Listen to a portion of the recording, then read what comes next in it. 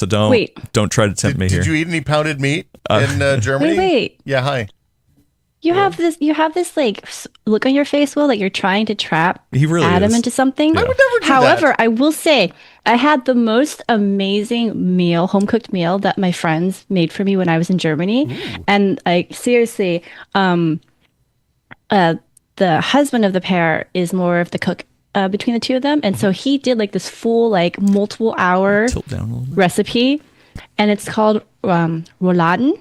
And it's basically like you just roll meat up and like slow cook it with like onions and vegetables, and it's just so good. That does sound good. I mean, slow cooked meat, right? It's hard to mess up. It's just a roulade, right? But it's the German version. I guess. Oh man, I don't know, but it's really great. That does look good. This looks like it rips. So I do this with turkey thighs at Thanksgiving, where I debone the thighs and I flatten them out and pound the thighs out, and then I fill them with like sage and salt and pepper and sometimes little bits of bacon and stuff to get them a little fattier, and then you roll them back up. That's right, there was bacon in there. Yeah. This looks dope though. I would totally eat this. It's so good, dude. Look, like if you just have like a slow, lazy weekend day that you want to spend like 3 hours on preparing it, because you have to cook it and then let it sit overnight so that it like absorbs the flavor. So good. Well, real quick, welcome everybody. Hi. Live show of the Full Nerd Podcast. We're going to talk about PC hardware here. News. There's news to be talked about, but before that, we have a pre-show. We're here to talk about the food. This is one of the times that we talk about the food. So real quick, the schnitzel thing. So I did not go, but the German team in Munich did want to take me to the place that has I don't remember how big it is, but it was a schnitzel, and they showed me a picture, and it was literally like this big. It was like a for audio listeners, like a pizza. I guess we don't have. Yeah, not for the pre-show. It's like a foot, pizza. Dude. I was like, that's like a pizza, and they're like, yeah, but it's just a big thing of schnitzel. I was like, you could literally probably pick that up and just hit somebody with it. I never understood. We did not go there. I never understood people who slag on German food, because I freaking love German food. They don't mess around, dude. Like they take their food very seriously. It's really funny to me because I think as Americans, at least, I'm gonna speak for all Americans here. Yeah, that's what we do here at the we have this perception of like France as like the culinary like center of the world, but the Germans are just as intent on making good food. They just don't. They don't do like a marketing campaign around it. They just don't accept low quality food. Like I went to Aldi when I was there, and that's like great and affordable. You have bread in Germany. It's pretty freaking great. Like they just don't accept low quality, I think. And I love that. And Jesper, oh no, it was somebody else. Yes, I did have schnitzel. I just didn't have a schnitzel the size of your torso, even bigger. Was it like a Quattro schnitzel? I don't know. I don't know. I do have a funny food experience, but I'm gonna save it for the intro. For the real pod. For the real pod. But I'm kind of surprised that, because like given the time of year, that they wouldn't have taken you out to like one of the beer halls or something. Well, so actually I did go with Marcus, who's on our team. When we were in Berlin, we went to the Hofbrauhaus, which I know it's not the traditional Bavarian cuisine in Berlin, but we went there anyway, and the crowd was just like, so they had a band playing, and they were playing typical German hall music, polka, however you want to classify that. Accordion? Yes. And then at some point in the night, they switched over to just American songs, like country roads and like stuff like that. Yeah. And like where the people were getting rowdy every once in a while, like when they started playing those songs, like it just tore the place down. And I actually felt embarrassed for everyone there, but yeah, I mean, I had to, you had to go there. Yeah. So, but then when I was in Munich, do you think our German counterparts over at PCWorld, I've got their latest issue here, or one of their latest issues. When I brought this idea up to them, they were like, ugh. No, barbarian food. Why would you want that? And I was like, because I don't go to Germany to get Mexican food. Like they literally wanted to go to last time. Yeah, well, yeah, they wanted to go to anywhere else but Bavarian food. And I was like, come on, guys. Can you blame them though? I know, I get it. But we did go to one at least in Munich, we went to one Bavarian place, and actually it was the place that Chris took us the very first night, Alex, which was really good. So had another really good experience there. Are you trying to say Bavarian food? Bavarian food, yeah. Bavarian. There's Bavarian. No, there's only one R. Bavarian. Are food. you ChatGPT? How many R's are in the word Bavarian? Yeah, Bavarian Maybe he's food. like, it's like a what's a portmanteau? Portmanteau? I forgot the name of it. Well, you know what I'm talking about, where you mash two words together. Is the one. Yeah, sure. it just sounds like you're taking barbarian and Bavarian and mixing them together. Also, which, like maybe they were the berserkers of the German of the German lands, but I don't know. Also, I'll say when Will is the one who tries to correct me on pronunciations, I know that my life has hit the low point. What did you say? Yes. Okay. Bavarian food. Bavarian food. Bavarian food. Repeat after me. Now you're going to tell me there's no R in schnitzel. That's the no R in schnitzel. Bavarian food. There we go. I should have said it the whole way. Oh my god. Yeah. Oh, that's actually pretty great. Yeah, I assumed you were putting some German spin on that, and I didn't know the local pronunciation because Oh, I have no idea the local pronunciation. That explains a lot. Yeah. But I'm back. I'm not fully recovered from the jet lag, I guess. You've been back for like 6 days. What the hell? No, I landed Thursday evening. It's 5 days. Yep, there you go. See, you said 6, and that was wrong. So like 6. That's in there. It's in the thing. Yeah. I'm getting here. I'm ready to be back. Also, sorry, Alex. It looks like the camera's a little tilted. If you don't mind. Have you been? Just double checking that, but. Yeah, first time back in the studio. Yeah, the studio. Back. There's a little bit of difference. You guys did a live build. I will say I watched about half of it, and I was like, "Wait, a 2-hour live build? Like, I guess there was no person like me there to just talk too much, slam Oreos in their face hole, and yeah, there wasn't enough side tangents. No. So yeah, no, looking good in here. It's a process. We're making some changes, cleaning it up. We have a new streaming rig that is built by one Willis Lai and Will Smith. First PC build of Willis on PCWorld, so that was cool. That Silverstone rack mount case, real fun. I put the rails on after the stream. Oh, really? Okay, yeah. No, I'm curious to see how it looks inside, but yeah. No, I'm glad to be back. And then we're going to be leaving again in a couple weeks. Yeah. But luckily, actually, I think there is one hour time difference. I can't remember for that. No, daylight savings, there's no time difference. If we're back off daylight savings by the time we go, then there will be a time difference. Wait, you're going to Arizona? How'd you know? Yeah, because that's the only state that I know that does that. I thought Alaska. Well, Alaska's not. I've never been. It's more of I've a never been. province, actually. And it seemed less likely that you'd be going anywhere too far. Yeah. Yeah. So cool stuff. But I think we should start the show because I'm excited to talk about the pre-show stuff.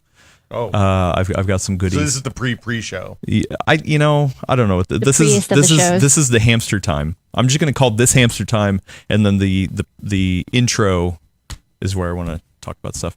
Alex, how are the hamsters doing? They are actually doing pretty well today. Yeah, they're glad you're back too, Adam. Yeah, did you guys take the hamsters like you retube everything for the hamsters? Maybe clean out their hamsters are still locked in. We haven't opened that old case. Oh, okay, yeah. So the sawdust or whatever you put hamsters in is pretty dirty. Well, so when we were doing the live build, we were like, oh, when we can put the capture cards in, then we started the live build and we're like, oh wait. You need the capture cards. Yeah. I mean, we do have other capture cards, but not the ones. I didn't want to do capture cards of lies. Well, no, yeah. All right. Anyway, it doesn't matter. Yeah. Are you ready to go? Yeah. Okay. Cool. I'm as ready as I've ever been. Elena, you ready? Oh, you weren't asking me. No, I wasn't asking you. I don't care if you're ready. Let's do it. You're always ready. Is just what I assume. That Will's. I'm a professional. It's Will always ready Smith. That's what they call me. All right. Cool. Here we go. The Full Nerd Roadshow. I like that, Lewis. We're coming to a city near you. Let's do it. We should get a van? I've done the van thing before. It's for what? It's fun. We used to go to CS in a van. We would load up the van and leave at 6:00 on Saturday morning and drive for 11 hours to Las Vegas. But imagine if we could do like a country tour, a nationwide tour of the Full Nerd. We have to get an RV. Recreation. Yeah. We get one of those ones that extends, like has the extending side. You want a bus? The secret, if you're on a bus and you're sleeping on the bus, you don't sleep on the bus. You sleep with your feet facing forward. So then if you head on somebody, then your knees get your broken feet as opposed to your head. Neck. Yeah. But what if they T-bone you? Or that's a whole different. Then it's gonna or what if you flip? Yeah. Like you just Velcro yourself. Whatever. Anyway, Coach Bus. Yes. Yeah. Thank you. We should talk about this. You know what? We talk to Micro Center and say, hey, we're going to do a road show, and we go to every single Micro Center in America. Oh my God! Right? How many are there? There's got to be like 50, right? No, there's not many. There's maybe 12? At most like 10 to 15. Yeah. Oh. Yeah. They're pretty small. We could do that. We could do that in a bus. That's why everyone is just, every time you hear the word Micro Center, everyone thinks of it in such reverent terms. Yeah. It's like when a new church opens in your town. I went. Well, I don't want to burn other pod. Yeah. I took a friend who's never been to Micro Center this weekend for the first time. Yeah. Oh. Yeah. It was a good experience. Are you talking about Brad? Yeah. Yeah. Other Brad. Yeah, Brad. My Brad 1, your Brad 2. Yeah. Brad Shoemaker. Yeah. Actually, I was watching. Call him the shoe breaker, actually. He's never been? Does he break shoes? No, because we had to have one here for a long time. Yeah. And But doesn't he travel? I've been to Southern California. Brad, no. He likes to stay at his house. Well, when Brad travels, it's usually like business stuff. So it's like fly in someplace, go to the thing, leave, and then come back. That's fair. Yeah. All right, let's start this show. Adam's been trying for like 10 minutes. Here we go. Actually, what are we even talking about? Oh, there, it's right there. Oh, do I need to read the fake ad? Oh, do you want to read the fake ad? I do like those fake ad reads. Those have been pretty fun. Who edited that ad? Who wrote the copy for it, you mean? Well, I know who wrote the copy for it. It was you, but who edited the copy? Interesting question you're asking. Yeah. I don't know that we had anybody edit the copy for that. I also edited Look, I'm a professional. Okay, you're a professional. Yeah. You know what? You were in print publishing for years. We trust you with editing. I'm pretty fast and good, and I didn't put any slurs or anything in. That's really what we're looking for. All right, ad read. Here we go. This week's episode of The Full Nerd is brought to you by the Dual Boot Diaries. Join Linux neophytes Adam and Will as they sacrifice a chunk of their SSDs to Linux. Each week, the guys are going to share their experiences making the switch, assign some homework for next week, and take the best tips and tricks from the audience. Will you witness the thrill of victory or the agony of defeat? Find the Dual Boot Diaries linked in the description below or anywhere fine podcasts are found. Apple Podcasts, Spotify, Downcast, YouTube Podcast, and even Deezer. In this episode of The Full Nerd, we talk about Comet Lake making a comeback, the Legion Go 2 pricing, and Radeon market share.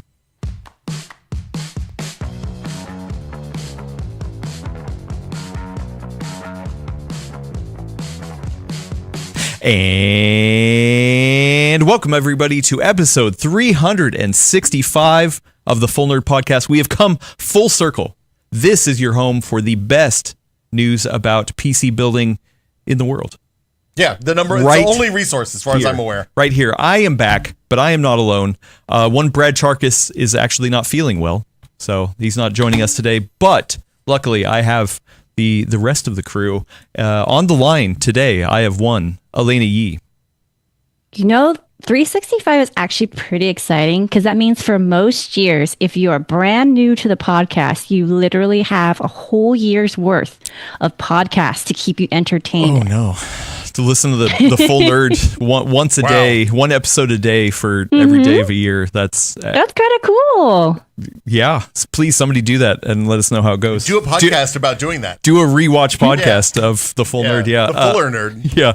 Also, I do have to stop and say this. I have not said this to you yet, but Elena, you did a fantastic job hosting the podcast the past 2 weeks. I listened to both episodes, and I think you did a great job. Thank you. I think a lot of it had to do with my hair. The beard was good. I was bummed I wasn't there for it. Every time I leave, it seems like you guys do something that I feel FOMO about. Yeah. So actually, the guys were like, "Hey, do you want to wear the beard again?" And because Willis was like, "I haven't shaved yet, Elena. Like, make this worth my while." And I was like, "No, I can't do that to Adam twice in a row. That just seems mean." Yeah. Well, no. Truly. good job. Also, if you think she did a great job, put that in the chat right now because I think so as well. You know who else did a good job? Willis did a great job. Yeah. He's not here, but we have Alex Estevez on the verticals and horizontals today. Hello. What up, y'all? Yeah. Alex, you have a new somewhat cleaner workstation over there. Thanks, Will. Hey, you're welcome. Yeah, and Willis. I'm Willis. Yeah, thanks for you guys. And I have one Will Smith here. Yeah, I'm sitting here, next to as me. always. Yeah, as always. Yeah, Garth, your boy. We discovered that gaff tape. Okay, gaffer tape, when left for 10 plus years, develops a sticky, goopy residue when you peel it off of things. That was frankly horrifying.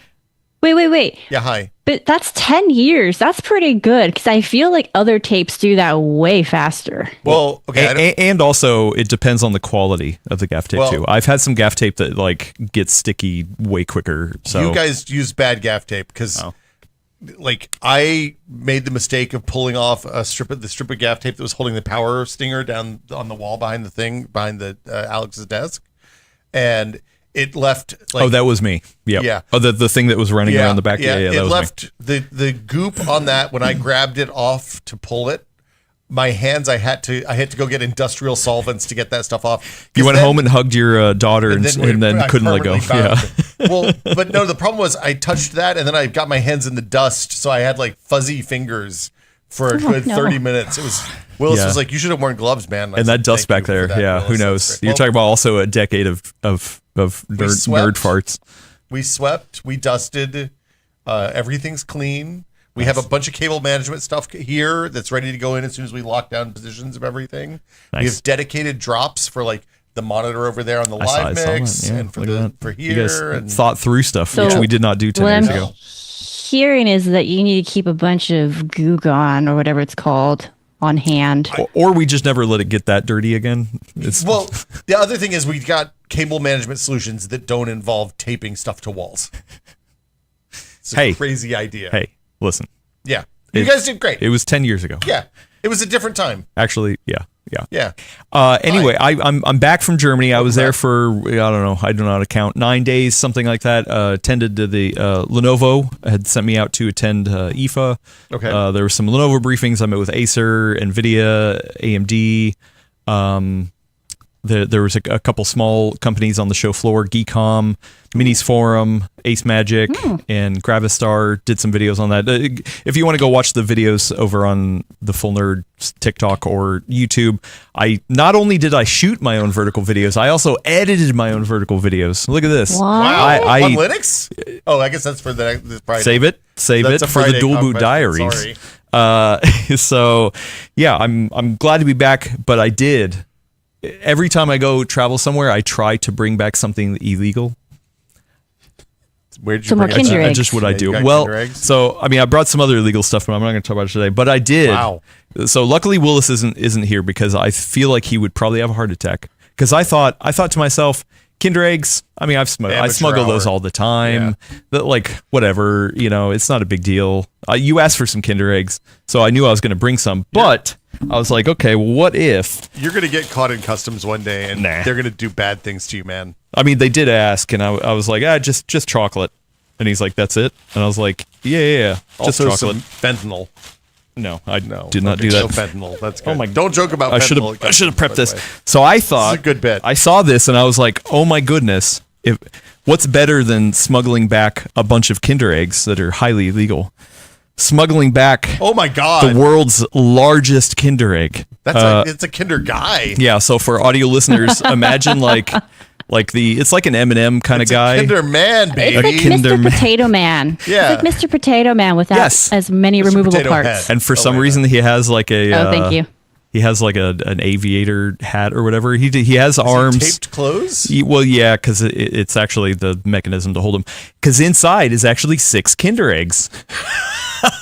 It's like he ate his own kind. It's called cannibalism. I had a friend who once got in trouble for bringing back illegal cheese from France. Oh, was it stinky? Wait, what made it illegal? It was something to do with the rind having it was one of the ones that has like a cantaloupe-y looking rind. And is it the worms that eat on it? No, it's not worms. It has mites or something that they don't let come back into the country. Yeah. So you have to peel the rind off if you bring it into the United States. Don't really want to accidentally cause blight across all of agriculture. Look, this is just, we're teaching the plants to be stronger. Well, I'm hoping Willis has a strong conviction. So where I hesitate to ask, but did that go in your luggage? I hope not the place you usually store the Kinder eggs. No comment. He's just carrying that through the airport like his new plushie. I hope he's carrying it. And then inside is a cool little tower of Kinder eggs. Oh, there's 7 in there. Yeah. So there you go. You can have some Kinder eggs, Will. And I got other stuff for other people as well. But unfortunately, I wish it doesn't lock very tight, which is why it was taped. But I was like, that's hilarious.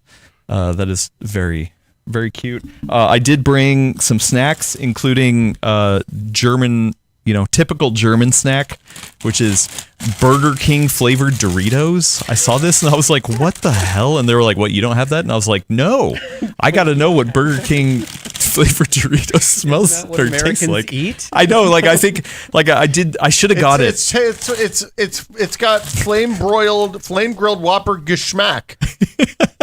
Flavor. Flavor. Okay. Yeah. They also had something. I should have. Maybe I'll share this in Discord if people are curious. But we were going around looking for snacks, and at one of the places, I'll just show you. I got a photo of this big box of American brownies, just real generic, and I don't know what the hell an American brownie. I should have bought it because I felt. I mean, does it have? I don't know. What's a German extras brownie? In it? No, it was just, I don't know. It was weird. I felt personally attacked, offended, because those do not look like good brownies. They just look like generic brownies. Look, they brought Cool American flavor back to Taco Bell. I don't know if you saw that, but you can get Cool American tacos. Cool American? Yeah, Cool Ranch. Oh, Cool Ranch. Okay. Yeah. Also, I found this, which was funny. It's a pre-packaged corn dog. That you can just open it up and eat at any time. Supposedly, I assume no, not at all. It's ready to eat. Wait, it's shelf stable. It is shelf stable corn dog in that package. And Chris, Chris Wahlberg from the German team, he was just like, "Wait, you want to try that?" And I was like, "Dude, we don't have anything like that in America." And he's like, "No, that's the kind of thing you give to kids, on a picnic or a school trip or something like that." And I was like, man, I really want to try this. Also, it has cilantro on here for some reason. Well, yeah, honestly, and pepper. Yeah. What is an American if not just an overgrown child? Yeah. I was looking up German brownies, and I see a lot of German chocolate cake inspired brownies with that gross coconut goo on I think. Oh, you're gonna have to do the search in German, dude. You can't get the results you want doing an English language search. Also, the German team, the PCWorld. Hold on, I just want to go back to the corn dog for a sec because please, you want to try it? No, I want to try it. The level of skepticism I feel about the safety of a shelf stable corn dog is maximal. It's the most skeptical I can be about any food product. We'll have to try it. Be careful with that. The last thing, I was looking for gummy bears for Elena. Unfortunately, I did not find the gummy bears you're looking for. But you have to go to, I think, one of the special outlet stores. Yeah, the German team, so PCWorld, which is PCWorld in Deutsch. Wait, do they actually pronounce it as PCWorld and not PCWorld? PCWorld. PCWorld. I don't. Okay, I'm curious. I just didn't know. Or maybe it's also just me saying barbarian. Yeah. I'll ask them at some point. They do, yeah. So anyway, they got a package from Seasonic because they're building their machine from hell, and I think it has Seasonic in it. Anyway, they literally had 100 little bags of Seasonic branded Haribo gummy bears celebrating 50 years, and it says premium power supplies. So I was like, you know what? I'm going to bring some. They're like, please bring more. And I was like, I'm not going to bring all of it. You know what? I have the newest issue of PCWorld here. And also PCWorld, whatever. However you Linux Welt. Well, I'm going to save that for the podcast. Yeah. Okay. I want somebody to make gummy thumb screws. Think how cool that would be. If you're a case manufacturer, you have some gummy thumb screws in there. You can, one screw for you, one screw for me. Is that what you're saying? I'm just saying, no, I'm saying you make a pack of gummy, they're gummy bears, but instead of being bears, they're shaped like thumb screws. Actually, yeah, I think these are just bears. Those are probably just bears. These are just bears. They are good though. Yeah, I like a gummy bear. The Germans don't mess around when it comes to gummy candies, dude. Or food in general. I know. We talked about this in the pre-show. But like Haribo, like everyone knows it worldwide because they're just really freaking good at it. Really good. Like they're so good, I assume they were Japanese for a long time. I did too. Yeah. Look how cute these little bears are. They're so tiny. Like actually, Germans are pretty good with the hoof-related food in general. They do all sorts of gelatins and stuff too that are pretty delicious. So we talked about Bavarian food. Oh no, here we go. In the pre-show, and the story I wanted to save was they took me out when I was in Munich. The counterparts over there did take me out to a place that was not Bavarian. God, moogly. And the reason why they took took me to this place because it was ranked the number 38th best pizza in all of Europe. It was in Munich, and I was like, so that's, I mean, considering that number Italy 38. Is also in Europe, that's pretty good. Yeah. That's probably best you can do. I'm just saying, I just like how he's like number 38. It's so specific. Yeah, very, very specific. And you know what? It was a really good pizza. So, but I was just like, not only that, somebody else I was talking to on our team didn't know we went there. And I was like, oh yeah, we went to this pizza place, and I tried to look it up on a map, and I showed, and the person, they had no idea this is not related to the other person who took us there. They were like, oh yeah, the 38th best pizza place in all of Europe. So it's like a known thing in Munich, I guess. And I was like, okay.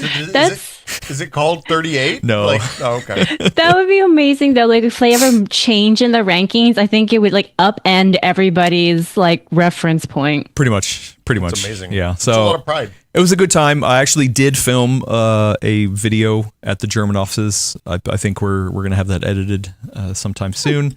So good time. And then, back in the swing of things. We are still in the dead period, but there is still news to talk about. There is still news to talk about. So we're here to talk about news, not food? Yeah. I mean, I could talk about food more, but let's talk about some PC hardware news. First up on the agenda is Comet Lake. Intel said, hey, you know what? You know what we've done before? Comet Lake. Why don't we bring that back? There is a link to the article in the description. Let me see. I actually forgot to look. I think it was one Mike Kreider over at PCWorld. Yes, Michael Kreider wrote an article titled Intel Resurrects Ancient 10th Gen Processor for New Core i5. So yes, Comet Lake is 10th Gen.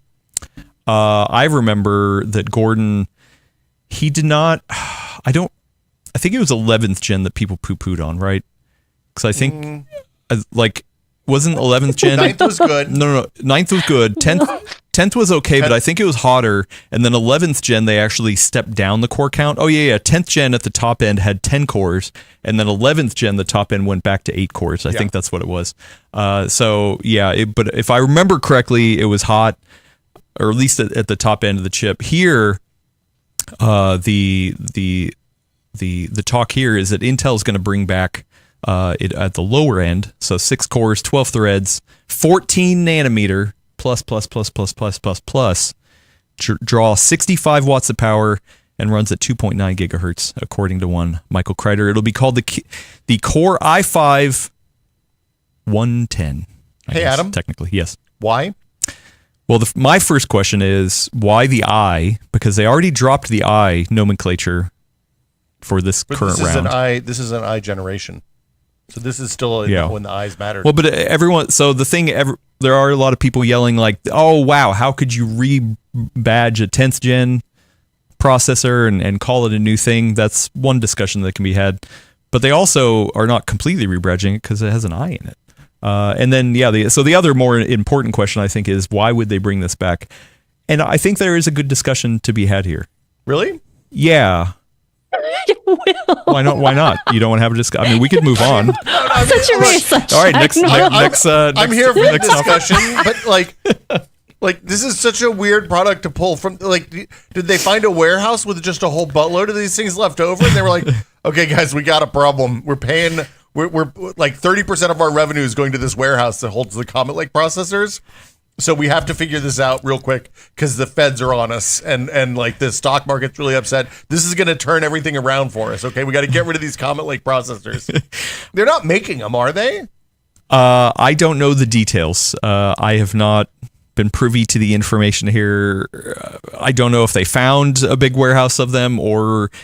I mean, the other thing is like 14 nanometer lasted for a really long time. They did a lot of refinement on that process, which is why we called it 14 nanometer plus. And so maybe they were just like, hey, you know what? I mean, I think the thing is that if you're going to try to serve the low end and use older technology, I don't remember the context we had this conversation in, but we had a talk where we're like, man, it's a bummer that the low end of the stack. I think we were talking about GPUs. Mm-hmm. Why don't they take one of the older generations of GPUs and bring because they're too good is the problem. Yeah. I don't remember the conversation, but to me, this is the same kind of thing. They're saying, hey, you know what? Yes, we need to have more options at the lower end of the stack. We already have this proven part. Yes, it's a rebadge, but this has baggage. It's a pretty old rebadge. And so when I saw this news, I actually thought it might be, I wouldn't say a canary in a coal mine, but because maybe some kind of light indicator of just how tangled, twisted, I don't know what word I'd use for it, but like how complicated maybe supply chain stuff and dealing with all the financial uncertainty that's going on in the world and the economic kind of, honestly, I think we are, at least in the US, we are in a bit of a downturn.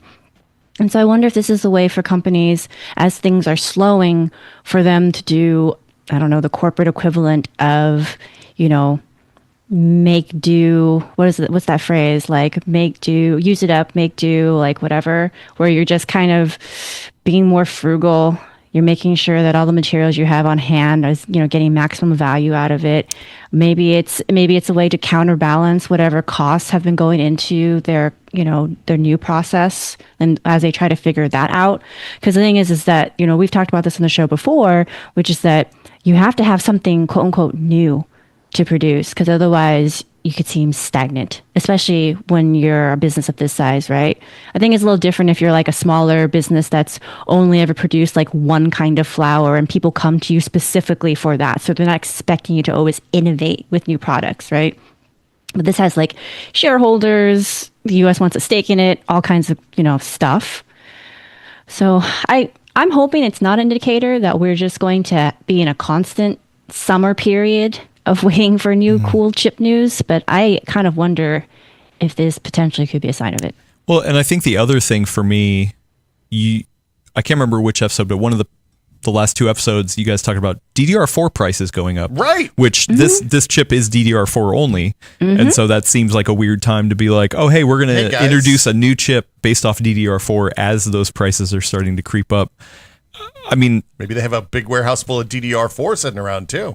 Just who knows? Yeah, maybe they'll just roll those out. Paying both sides of the table. I mean, I don't know. Once again, I did not get briefed on this. I was not privy to any sort of information. I do think this is probably like some lower end of the stack thing. It could be for maybe a certain market. I don't know how many chips are going to be selling. There's a lot of confusing questions, but it's also just like okay, then don't buy it, I guess. Yeah. But. Are these going to be in NUCs? They're not going to be in laptops, clearly. I mean, I have seen socketed processor though. Yeah. Right? Well, I have seen little mini PCs with socketable desktop processors. So like who I don't know how these are going to show up. No. That would be less common, I think. Because honestly, one of the appeals of a mini PC is that it basically is drawing more laptop equivalent power. Right. I also wonder maybe there's pressure from OEMs that have like massive overhead of leftover DDR4 to bring out something that they can dump all that into. Like if Dell or HP or Lenovo and those companies are sitting on thousands upon thousands of units of DDR4. Oh, that's a good point. Maybe and they're like, hey, you got to give us something we can sell this hardware into. Well, and they need to rebadge it because the OEMs can't just come out and be like, oh, hey, we have this new gaming PC. It's running 10th gen. What if this is not for consumers, right? Like, I mean, because the thing is that it's a listing, sure. And we we see like the recommended customer price, and it's not listed as a tray. So I don't know, maybe it is consumer facing. But my other thought is based off of what Will just said is, we have this thing with Windows 10, right? Where a lot of systems are going to go end of life, out of service, unless they do, whatever ways to try to extend it. Maybe there are a bunch of systems like, I think, didn't it's like 7000 series, Kaby Lake, isn't that DDR4 as well? So like maybe like businesses need like a cheaper way of just kind of like swap, and like, and that might be a motherboard swap too. I don't know. I mean, they could have like maybe they're trying to do some kind of calculus. Too. Yeah. Yeah, that's true. I mean, it can just, but it's like maybe it's just like a calculus where they're like, hey, we've got older systems. It's cheaper for us to reuse some of the like parts we already have on hand. Maybe they can get old motherboards or compatible motherboards pretty cheap. I don't know. I would be interested to talk to someone who's more familiar with the enterprise side about that kind of thing, like how they're handling this like massive comet heading their way.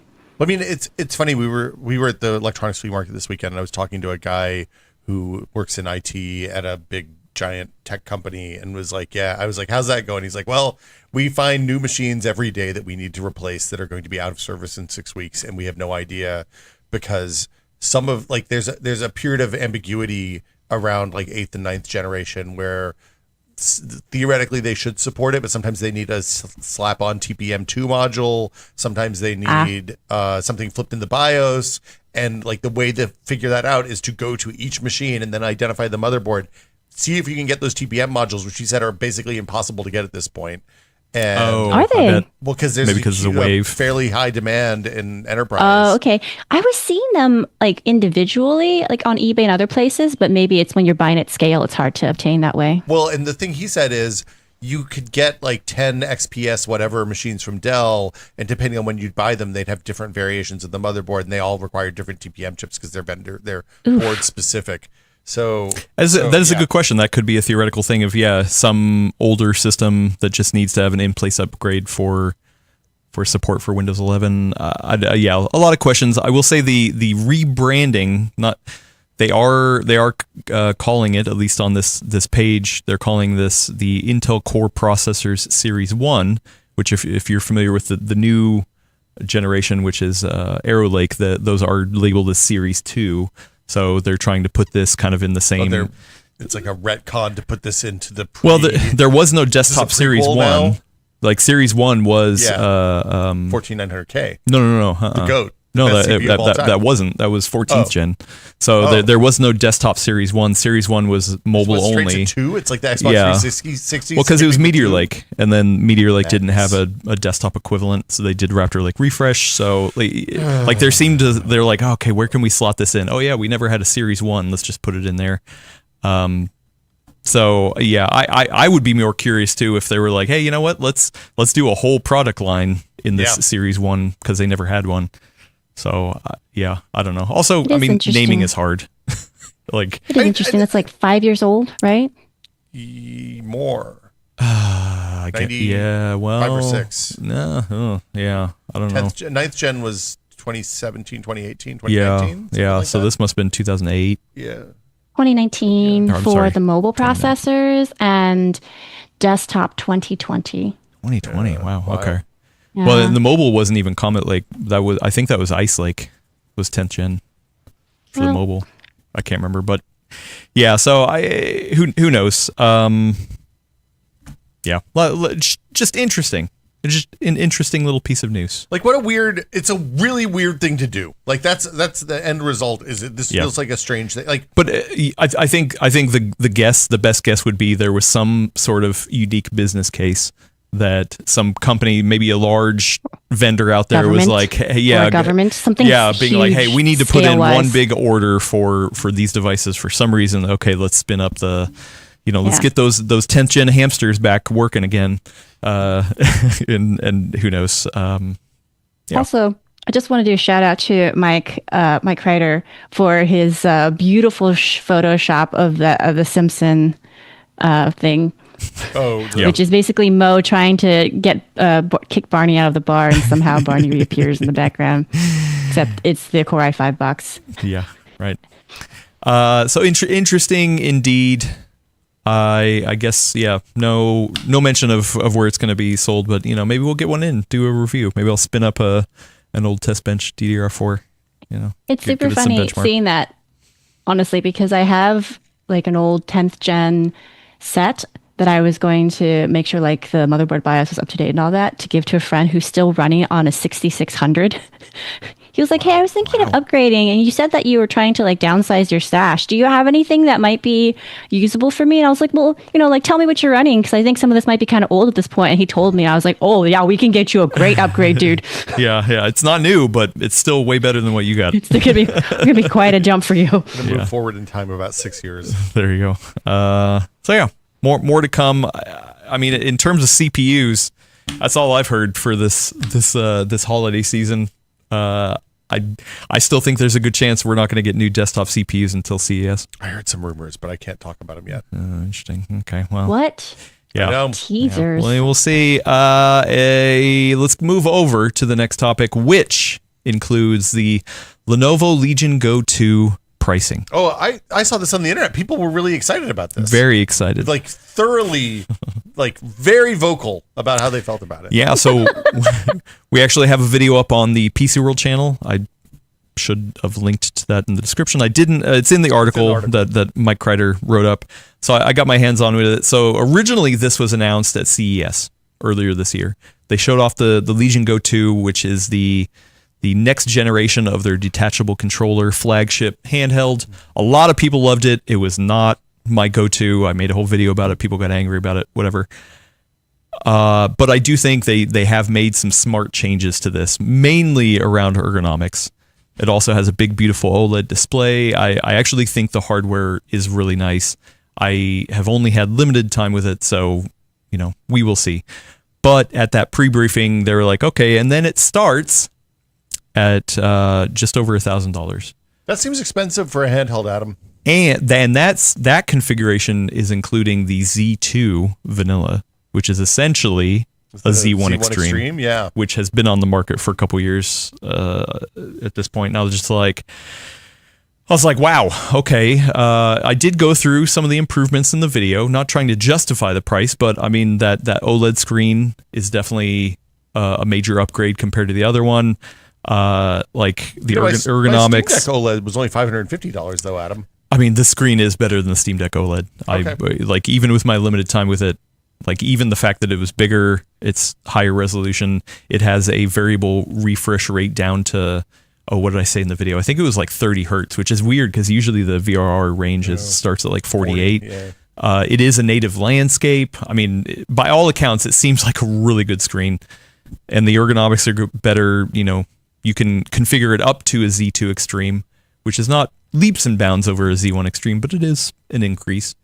I've not got my hands on a Z2 Extreme yet, so I don't know. I can't tell you how much, but there's plenty of people who've done testing, and that one goes up to I think $1,400, $1,500. Is it 1080p? It's 1350 as well. 1920 by 1200, which is good because the original one was actually that really high 1600p. That was the pixel density was overkill for that. So yeah, I mean, and of course Lenovo, rightfully so, was like, hey, like everybody else in this market is having to bump costs up. I mean, I was listening to the One Giant Bombcast talk about how the PS5 prices are increasing again. What, again? Or something. I don't remember the exact details. We're not console world over here, but wow. We are in a weird. Shout outs to Elena, by the way. Yeah, starting consoleworld.com. Go subscribe. Actually, you know what? That should be a new newsletter. No, let's definitely not call it Game Pro. You want to talk about baggage? That would bring baggage. Anyway, yeah, I mean, yeah, so it's a sign of the times. Everything is increasing. Right, does this feel good? Heck no. I mean, but, Lenovo was also saying, we're trying to aim for a high-end device. We're trying to be what people think of as the best high-end device in a handheld that you can be out there. We'll see with reviews, final thoughts, things like that. But I mean, when I think of other top-end handheld devices out there that have the kind of performance and the screen quality, ergonomics, all that kind of stuff, and features, the detachable controllers, yada, yada, like, yeah, this does seem to be like it's positioned as one of the flagship devices out there, but man, yeah, that is a lot of money. I think, look, this is the thing that we wanted. This is why open markets for handhelds are interesting, is because you see really low end stuff, you see really high end stuff, you see, Valve established a price point based on not needing to make very much money on the hardware, and then everybody else is kind of forced to chase. And like, I'm glad that high end stuff exists. This $1,000 seems like I should just buy a laptop instead, though, to me. Well, I mean, it depends your use case. Like a laptop is definitely, you're not going to sit on the couch, Well, I mean, I guess you could put it on your lap, sure, but it's just different. I mean, use how case. good of a gaming PC are you going to get in a $1,000 laptop too? Right? Like there are definitely going to be some sacrifices made in terms of weight and chunk. I guess what I'm saying is, by the time you spend $1,000, you're supposed to spend $3,000 and get something really nice. That's. I mean, but it's a different use case. I don't like that argument. Like it's also it's a then bad argument, if you're paying $3,000 for a laptop, why didn't you build a PC? I was like, well, because it's a different use right. case. Yeah. So here's the kind of thing that I'm thinking about when I saw this news. My first reaction was like, oh yeah, that is really pricey. But then I started thinking about, things that we've talked about on the show before, and like something Gordon used to say a lot, which was you often will see companies going for this high end stuff because that's where they actually can make some money, right? And you kind of hinted at already. And I'm kind of wondering, is this a gamble on their part to try to see if they can, coax a bunch of, nerds who are like seem to be very into this space to, go for like the luxury car model? Is it a sign that we have very, very polarized income disparity experiences right now, where like a lot of people are like pinched on one end and the other side is just that comfortable that they can just, toss $1,000 at a handheld? Is this now a trend that we're going to see, kind of like phones? Remember how phones, when they first came out, like smartphones, they kind of hovered more in that mid-range, and we thought like a $700 phone was expensive. And like, how many years now have we gone with $1,000 plus flagships and people just kind of accepting it? And I'm wondering if that's where the handheld space is going. Are you saying we're all frogs and we're being boiled right now by by extreme late stage capitalism? Yeah. Well, other than that, the other thing I think is no matter what, I mean, if you think about the market, the default still for most people is buy a Steam Deck, right? So like no matter what any of these other companies, big or small, have done, they haven't been able to say, you know what, we're as cheap as a Steam Deck and we have better features and you should go for it. So yeah, maybe they're like, hey, you know what, we're not even going to try to play down there. It's going to be way too hard. So why don't we go for the flagship? And I will tell you, if you're looking at some of these other flagship competitors over $1,000 from other, companies like GPD or Minis Forum, whatever, things like that. Like for me, I would rather buy Lenovo. It is a company with a long history. Like maybe I'm sure people have had issues with them as well, but like it's like. I feel like there's a little bit more trust there if you're going to spend $1,000 rather than some of these other companies out there. So, like, I can see it. I can see it. How many are in the high end though? I feel like this is one of the first we saw with a price point that high. Well, ROG Ally X was expensive. Well, but it was only like $800. Yeah. So GPD. Only. Yeah.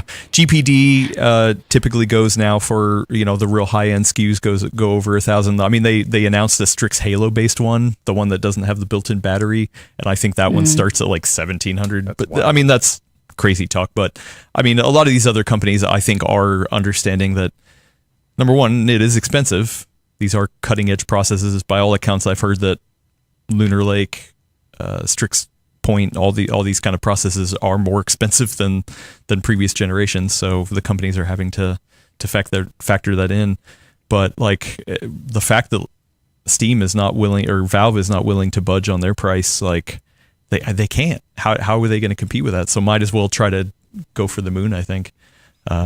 And get a different market. I will also say the original Legion Go, quickly after launch, did have some really big price reductions. So this could also be just anchoring a price high. Did I miss it? Damn it. What? Oh, actually, I wrote about this in the last newsletter, I think, maybe 2 ago, where I was very excited by this news because I was like, I don't really care about the second generation version. I'm hoping for big discounts on the first generation one because I want to use it as a very portable Windows machine. I don't really care about the handheld part. Well, the other cool thing, which I think is interesting, because they are going to still sell the Legion Go S, and maybe I'm going to get this wrong, but I feel like they said they were still going to sell the Z1 Extreme version of the original Legion Go. And the cool thing you can do, and I saw a lot of people say this in the comments, I actually made a whole separate video about this, you can attach the new controllers that they're going to sell separately to the old Legion Go. Because that fixes like 90% of the problem with it really does. So like I think like they that's what Lenovo's trying to do, is like, okay, you want something more entry level, we're going to have something cheaper. You can put the new controllers on that and have a better experience. You've got the Go S line. You've got this flagship thing. So I think they are serving all things. I'm looking at IO Neo device which has a Ryzen 9 AI 9 HX 370 for $1,000. GPD. Yeah, it looks like the Asus ROG Ally-X is holding around 800. None has the real question here. So do you buy one of these, or do you buy a Steam Deck and a Switch 2? Which is like, then you can play all of the games.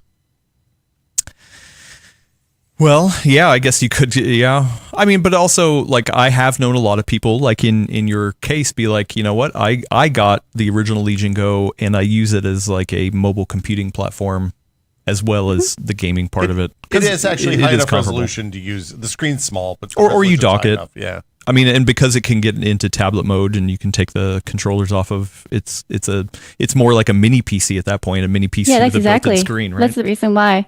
Because sometimes I like to travel lighter whenever I can, but sometimes it's really nice to have actually a Windows PC available. And so this is kind of a nice like save my butt, because I need actual like true desktop mode. And I did ask them about, why aren't you launching with SteamOS? And they were like, yeah, well, Microsoft is a trusted partner, of course. But also, if you look at the track record, the original Legion Go S first launched with Windows and then came out with SteamOS later. So I can imagine that that's probably going to be the same cadence. And also, nothing is stopping you from putting SteamOS on this Lenovo Legion Go 2. And I bet a lot of the work has already been done there because of the partnership with Lenovo, that it probably is going to be a pretty good experience right out of the gate. Yeah. Even if it's not officially supported, or they have a SKU that's officially supported. Well, the thing that's happened that you have to remember when you're looking at upgrades like Steam Deck, things that are better than the Steam Deck, right? Is that Steam Deck is the target floor for a bazillion game developers now, right? They've sold enough of those things and they've hit new audiences enough that people actually really care. And like you even see games launch with Steam Deck verified badges on them now, like big games. Hollow Knight launched, Silksong launched with Borderlands 4. Borderlands 4 did not, I think, actually. We can talk about that. Trolling. But yeah, so the point is, you don't, is that having the better hardware going to be nice for some stuff that's maybe marginally supported right now or has performance problems on the original Steam Deck? Yes. Do you actually see stuff that has performance problems on the Steam Deck? Not as much these days as you did before. Most of the times when there's an issue with the Steam Deck, it's either the font sizes are too small, you have to pop up the keyboard by holding Steam plus X. Like the most common things I see on games that say, hey, this game is maybe supported, are you have to press X and Steam to get the keyboard to pop up to like type in your name in an RPG when you're, the one time that you use a keyboard in an RPG, and goofy stuff like that. So once again, I do really think it's a use case though. Like, are you trying to do more with it than play, casually indie games, like treat it like a console, or do you want full fat Windows? Do you want to be able to compute with it? I mean, that Z2 Extreme is powerful. So yeah, I think it's good. Well, because that's the other thing, is that Steam doesn't play in that high end range.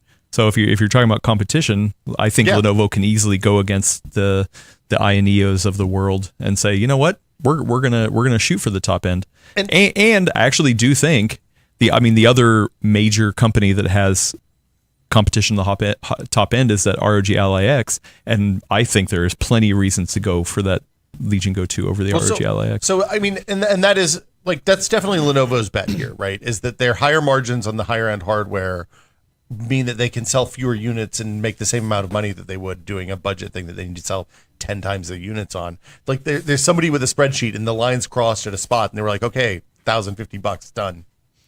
Yeah. So, I mean, but also I think let's not forget everything else is getting more expensive as well. Like I don't think this is just for the handheld market. This hurts. It hurts me as a handheld lover because I want more people to have more access to getting into the handheld market, and the raising prices are not helping that. Yeah. But yeah, I mean, there's larger stuff going in the world. Yeah. Conditions. So I will say too, my guess is that the fact that they still kept the detachable controllers may play a part in cost and design, or like the design is causing maybe some influence. Yeah. I mean, just, how much more complicated is it to build something with, detachable parts, right? Mm-hmm. And, having to account for wear and tear for all the ejections and the reattachments. So I don't work in product development, so I have no idea how much it would factor in there, but I'm guessing it does play at least some role. And I am glad that it kept that. I actually think that it's cool to see something that gives that option, right? Because that's one of the reasons why I was eyeballing it, or the first gen version, I was eyeballing it for, portable computing, like a tablet replacement. Because I have this like super old, I don't know if it's like a Dell Venture or Vostro, I think Venture 8. And like this is an original Windows 8 tablet. This thing is running like an Atom processor, not Atom, Atom processor. And so it chugs when I try to run Windows 10 updates on it. And I don't know what's going to happen to it after end of life in a month. So I am looking for a potential replacement to it. It's nice. Like it's £1. I can look at desktop sites as they are meant to be looked at if I really need to while traveling. So. And yeah, like it's once again a differentiator, right? Like they are if you appreciate the fact that it has detachable controllers, they are the best ones doing that out there in the handheld space. Yeah. So I mean, hopefully. So actually, part of the announcement was, hey, you know what? Legion Go 2 on select store shelves in Europe today, and I was like, oh, okay, sweet. I'm in Europe. Let's go hunt. Unfortunately, it was not in Germany. I went to many stores. I went to the two major stores out there, Saturn and Media Market, and both of them were like, I like for the week that I was there since the announcement, yeah, they were like, it's not even in our system, so it wasn't in Germany. But I was really hoping I would be able to come back with one. Even the U.S. Lenovo people were helping me try to chase down some some contacts. Wow. But yeah, so the U.S. version isn't going to come out till next month, so I still got a little bit of time. I'm curious to see. Once again, it was not my go-to in the first gen. So I'm curious to see how it is in the second one, but I am glad that they're doing what they're doing despite that. Now let's move over to something else that was Germany related. I was invited to a breakfast with AMD executives. We had one Jack Hune, which I don't remember his title, but he's pretty high up there. Senior Vice President and GM of AMD's Computing and Graphics Group. Thank you. There's an article written by one Mark Hochman kind of summing this up too. Also, Frank Azor, who is like chief architect of gaming or something like that, I think is his name. We've interviewed him. He's been on the show. And then one other gentleman, I'm sorry, I don't remember his name off the top of my head. So essentially 3 executives and then a bunch of press and analysts, mostly from the EMEA region. Like I was one of the only like American-based people. But yeah, we Europe, Middle East, and Africa, I believe is what EMEA stands for usually. Yes. Yeah. So it was a good discussion. Nothing groundbreaking. I think the biggest piece of news that people might be interested in is that they announced that one Dr. Lisa Su, the CEO of AMD, is going to give the main keynote at CES 2026. So mark your calendars. I believe they had a date. I can't remember. I think it's like January 5th or something like that. And, no news on what she's going to talk about, of course. But the fact that she is going to be headlining at least indicates to me that it's probably going to be a banger. It's going to be about AMD, I bet, would be my guess. She'll probably talk about AMD. Yeah. And it's going to be stuff's going well. I bet she's going to talk about AI. Mm-hmm. Jack actually had plenty of talk about working with partners, and that AI is a huge part of it. Actually, that was my very first question. When you go to these things, they always ask, okay, who's ready to ask some questions? And, everyone's a little shy or they don't want to step on each other's toes, who knows, whatever. And I was like, I'll ask the first question. I'm always the guy who will be like, all right, if nobody else wants to go, I'll start. And my question was around like, hey, how long are we going to keep throwing AI as a marketing term on all these things? Because, I don't know. I've heard from other vendors that marketing trend is maybe going to be starting to go away soon. So going to be back to 4K. Yeah, maybe, or 3D, 4D. You got that 4K toothpaste? Maybe I got some 4K toothpaste once. Blockchain. HD toothpaste. That's what I need. Let me bring up the exact quote. This is one from Jack Hune. Quote: "When we have AI capability in our processors, we want to market it, right? A lot of us, many people think AI is overhyped. I think that's what we're getting at, right? I personally think it's underhyped because I'm looking at the development of the next 3 to 5 years, right? What's possible is nothing that we can imagine before, and the progress is exponential," end quote. So yeah, Jack, he's a very passionate man, actually a hardcore gamer too. He loves to talk about games.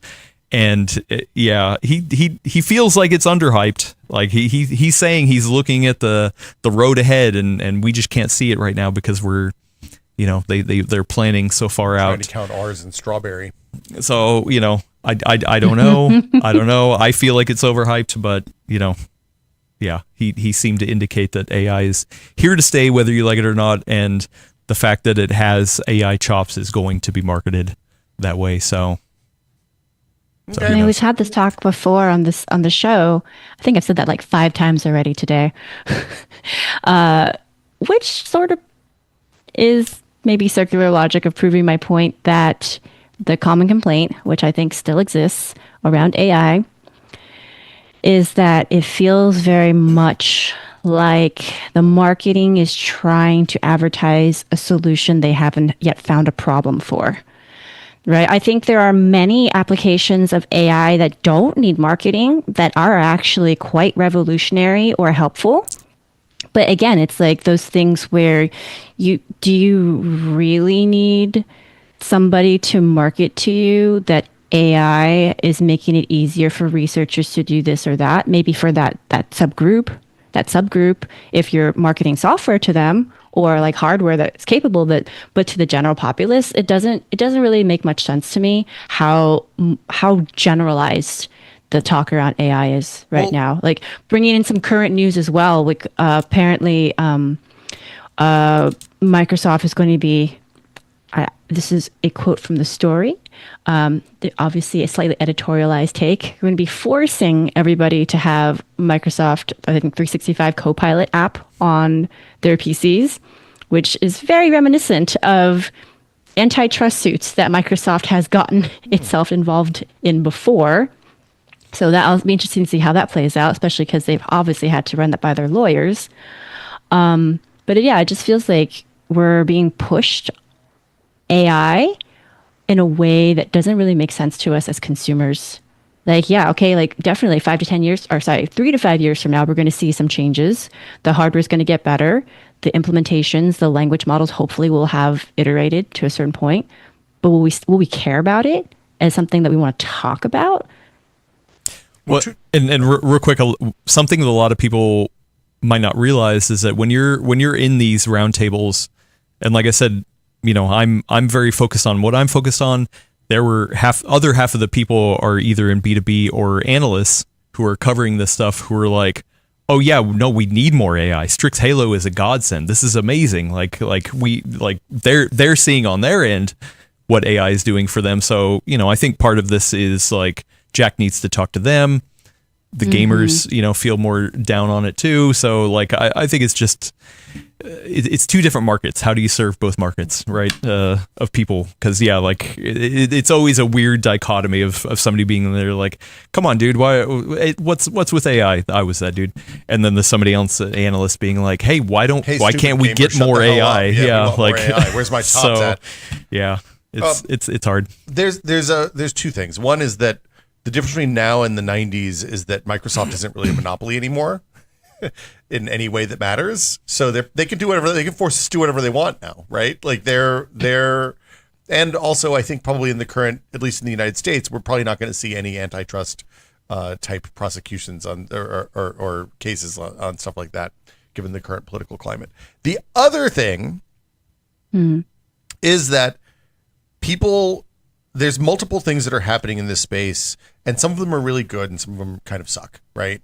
There's a lot of bad vibes around LLMs and generative AI right now because it kind of uniformly blows. And except for you had a really good idea earlier. I did. We're not going to blow it. You had it was AI though. Really brilliant top secret. AI app. I take it out of this. Out of this. But no, we're like, people are conflating generative AI slop, which nobody likes, is making the web bad, is increasing the amount of spam we have to deal with. Like, it's a product that so far the killer app for has been almost all garbage. It's like revenge porn and AI slop for spam and creating badware on the internet, generating malware off of existing malware databases, all sorts of good stuff. I don't completely agree though. I'm going to stop you here real quick because I've talked about this before, but I use my parents as a bellwether for certain things, and like they're comfortable with tech, but they're in no way like the bleeding edge, right? Yeah. And so like, by the time something hits them, I'm like, oh, okay. That's my indication of like, oh, okay, mass market. So I was talking to them recently, and they were putting trees in the backyard, they were going to plant new trees. They were going to go to Lowe's or whatever and get new trees and installed. Big holes. And she sent me a photo of what she wants it to look like. Yeah. And I was like, oh, that's a rendering. What is this photo? And she's like, oh yeah, I asked ChatGPT to make this photo. And I was like, oh, okay. That was the first time that, I started asking her how much she's using it, all that kind of stuff. But she was like, oh yeah, that was a really cool tool to just visualize what the trees would look like in our backyard, which I think is ChatGPT recommend the trees for her. She didn't say no. Okay. She's very specific. Zones and all no. Okay. She's very specific on what she wants in there. She just wanted to visualize it. I'm glad your mom had a nice tight date with ChatGPT. That sounds great. Well, but I think that's an indication that for me, that starts to ring in okay, there are a lot of people out there, normies, using ChatGPT for other things than just AI slap. She didn't post it, online and was like, check out my rage bait. But my point is, I think there's a growing perception among people that ChatGPT is bad, and people are conflating that kind of generative LLM technology with AI, when in fact there's a lot of really good use cases for machine learning stuff and in data analysis and image analysis and things like the auto translation stuff that's coming to phones and has been in some phones for a while.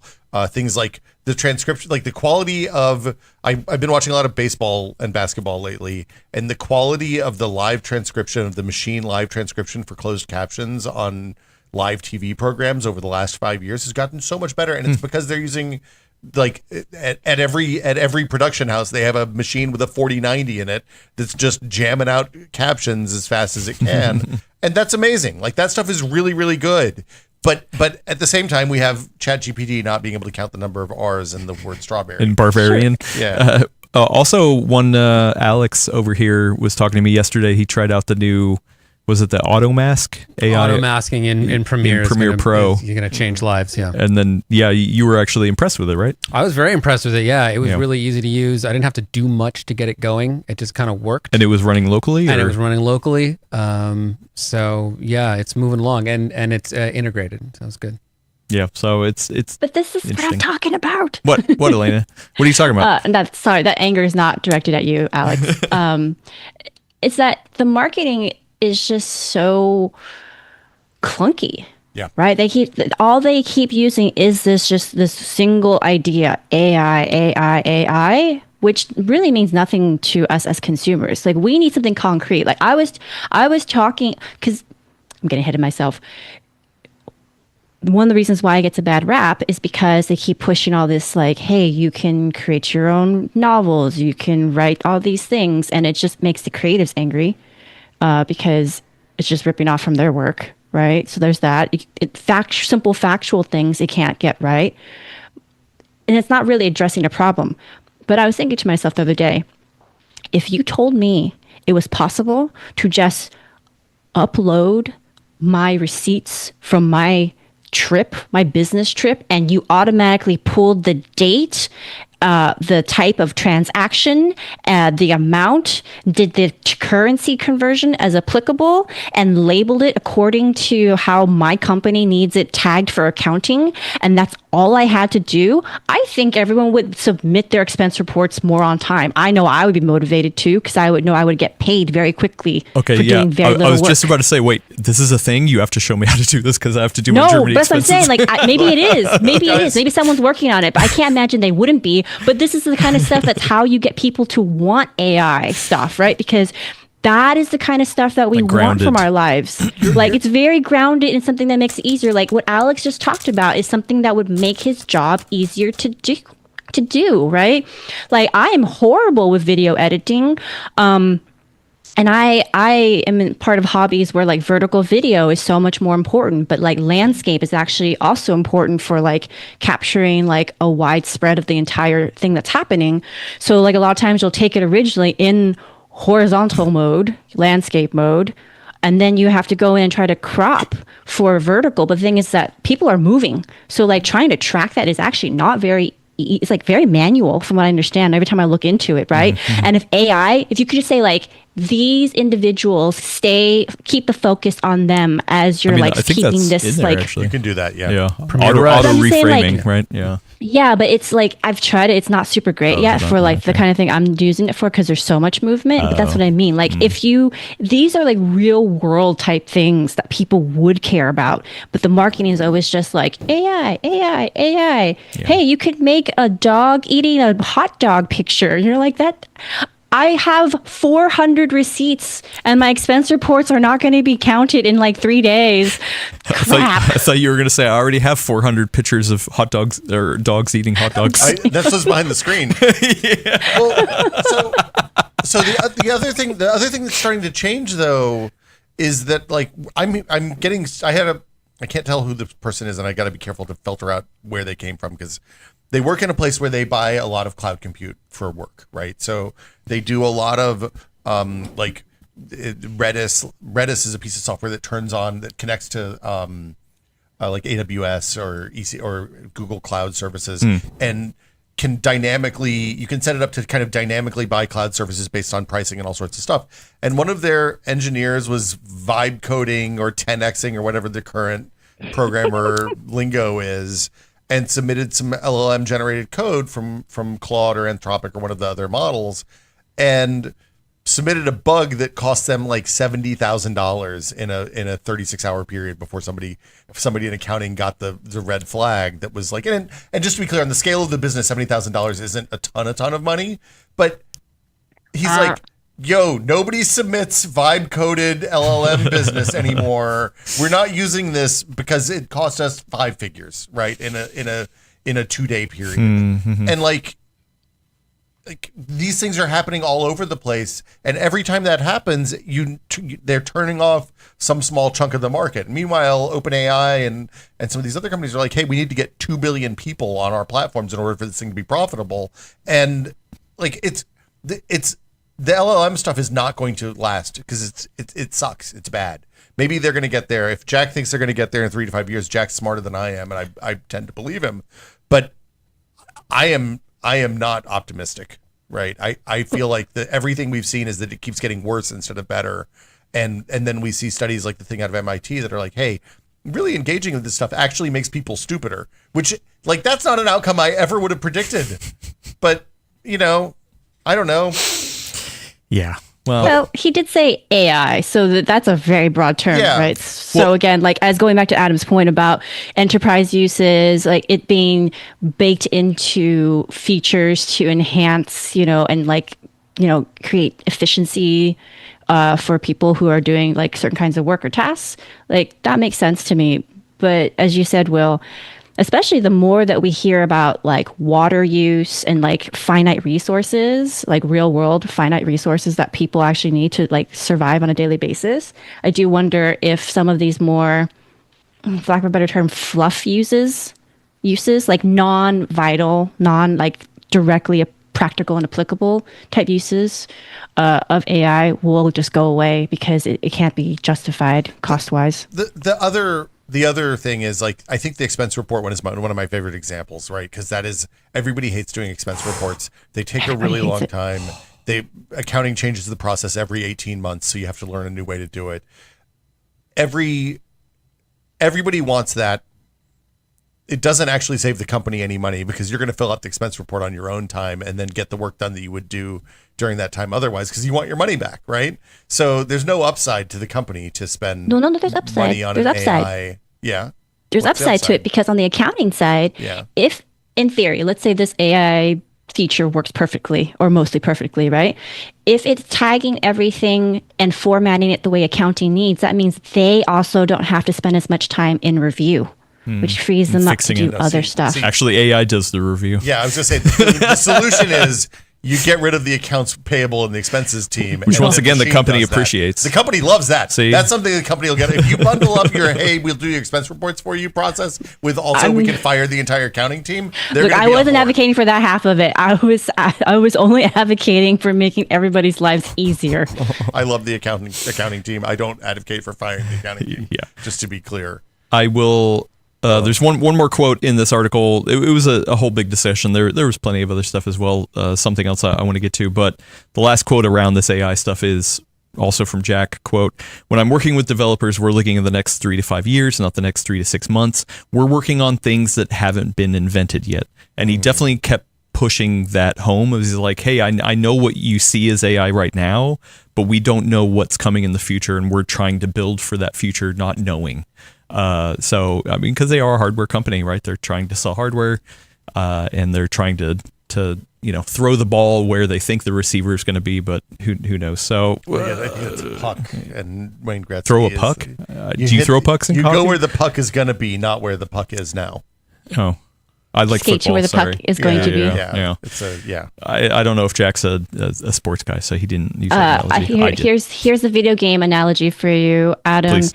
You shoot at where the target's going to be, not at where they're at. I've never seen Adam play video games. Also, I'm not good at video games. Yeah. He's the one who's a professional leading Fortnite your player. Shots, not great. Yeah.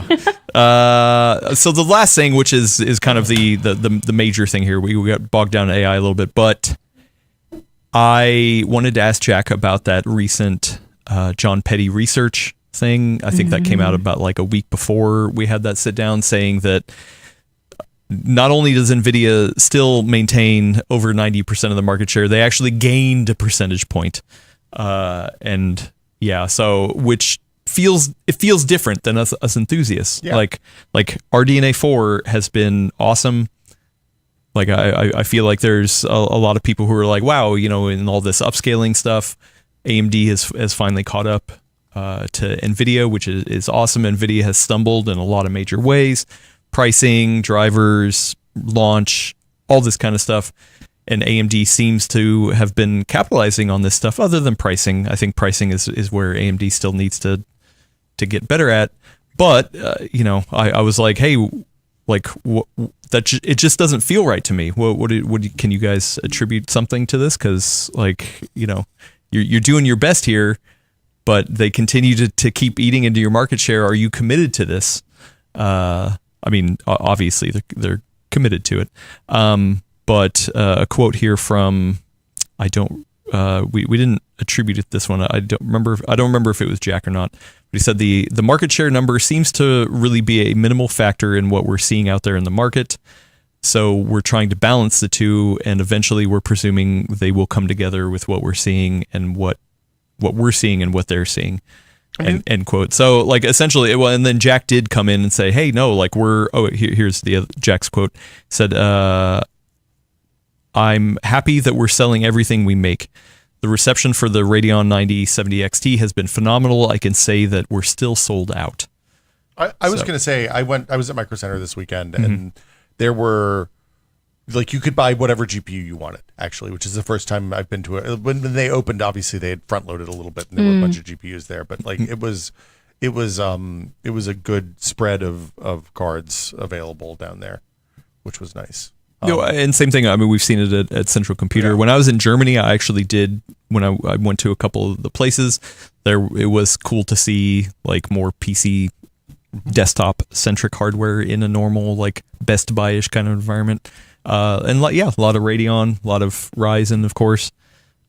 So yeah, stock seems to be there. I think the pricing and the performance over previous generation, obviously there's all that kind of stuff, but.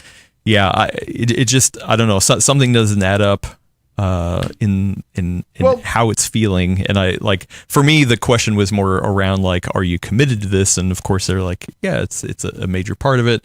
Jack went on to talk about Redstone and how that's still on track for the end of the year, which is cool, but I don't know. I think it might be a little unfair to frame it as a commitment issue because I don't think it's a commitment issue.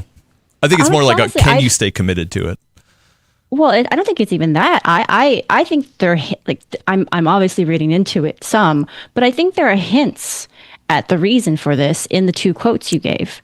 Like the fact that it was said that, quote, "I'm happy we're selling everything we make," to me implies that this is a scale issue. Like production scale issue. It's not a commitment issue. It's not an interest issue from the company or their customers. It's just that NVIDIA has been the behemoth for so long. They probably just have so much more ability to scale up or down, and also probably has the relationship they need with their, different people in that supply chain or different entities in that supply chain to maybe get more immediate buy-in or like scheduling if they want to scale up or down. Right. Whereas if AMD only has a kind of minority stake or share in the market, then it's going to be much harder for them to have that leverage to do that. Even if they like, hey, we've got all this demand, we know the customers are going to buy it, and they're, maybe they're hearing from some people. They're like, we'd love to slot you in, but we just don't have time right now. So like this or that. Right. So to me, that's kind of again like the other quote, which was we're trying to balance the two. Kind of suggests to me also a hint that like, hey, it's not that we don't want to be selling more. It's not like we got to work stuff out in the background. Maybe that's how I hear it. Well, and we saw the same thing with the 9800 X3D. Yeah. I bet they wish they could have sold more for sure. When they got caught a little flat-footed. Then they had that famous quote about, we didn't expect our competitors to tank it to tank so bad.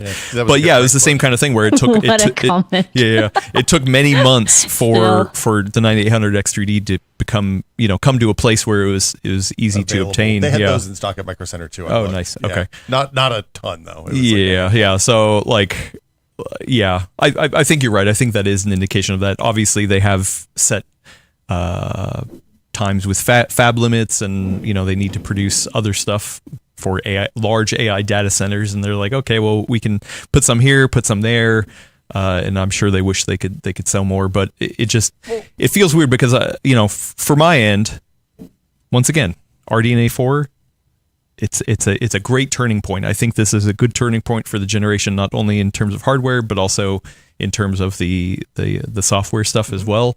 So it's like to feel like there's a lot of excitement around it, and then have that number come out and be like, well, actually they lost market share. It's like, oh, okay. Especially on the CPU side, when we're starting to see some real tangible percentage increases into Intel. But it's also market share is always a lagging indicator, right? It always like you think about what AMD's stack looked like in the lead up to the 9800 X3D and the 9070 coming out. And like they lagged behind the launch of the 5 series in terms of the 3 months. So like if Petty's report didn't only encapsulated the first couple of weeks or first month or so of that 9070 rollout, it's going to be thin, right? You're going to see, you're talking about jumping into a pool with GPUs that go back as far as like the GeForce 10 series and stuff like that. And like it takes a long time to see any movement there. So they like being good for one launch isn't enough. They have to be good for 10 launches in a row to start clawing back that market share. Well, and we saw that when we talked to the people standing outside the Micro Center when they opened, and you were like, "Hey, what are you buying?" They're like, "Man, I'm Intel and Nvidia all the way." And you're like, "Okay, good, whatever." Like, yeah. Well, I mean, but I mean, and that is a good point, which led me to why I asked that question. Can you stay committed? You know, can they not screw it up for a decade? We'll see. It's not even screw up. But it doesn't even need to be a decade. I mean, look at, again, like their CPU side tells the story of how you can win back people, right? Yeah. 100%. It's all about, it's like, it doesn't even have to be even for a very long period, but it just has to be consistent over a certain number of, years or generations so that people can trust. That's basically what it is. You have to build that trust. And the problem on the Radeon side, unfortunately for AMD, is that they've always gone a little bit like, I would say after like 6000 series, it's been much more consistent, right? But I think there's been so long where it was like, they kind of go out and they're like, yeah, okay, they're starting to see some progress. And then they would take a step back. Yeah.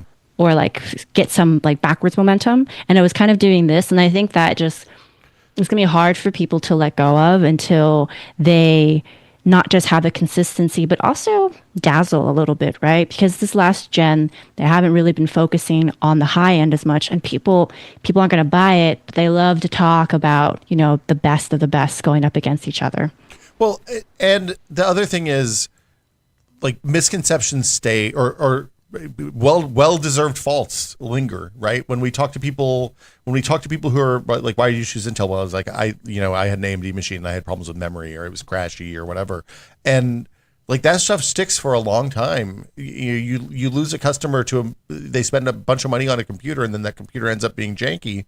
They're not coming back. That destroyed Cyrix's chipset business. Yeah. It's why Intel started making chipsets 20 years ago, is because the third-party chipsets were so unstable and janky that it was impacting their business. We have to fix this. And on your point, that we are a very different audience than most people. Yeah. Right? Because we get more of a bird's eye view of everything, because even people listening to this, right? You all are super hardware nerds. So you're building multiple systems. And so you can take it a little bit more in stride if there are memory issues or little quirks.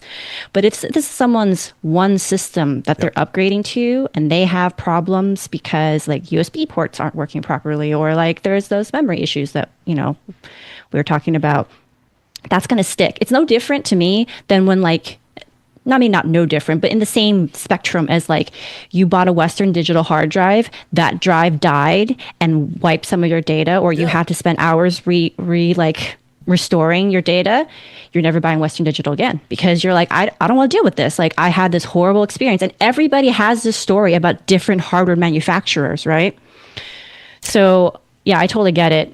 Well, you just have that one experience, and it's really hard to shake it because you don't have like us. We have like much broader, consistently, frequently turned over experience with all these kinds of pieces of hardware. And what Gordon would always say is like, yeah, that's if you have that experience, don't go back. Luckily, there are other options out there that are if you had an HP laptop that you hated, go somewhere else. Go do Lenovo. Go Dell, Lenovo, Acer, yeah. whatever.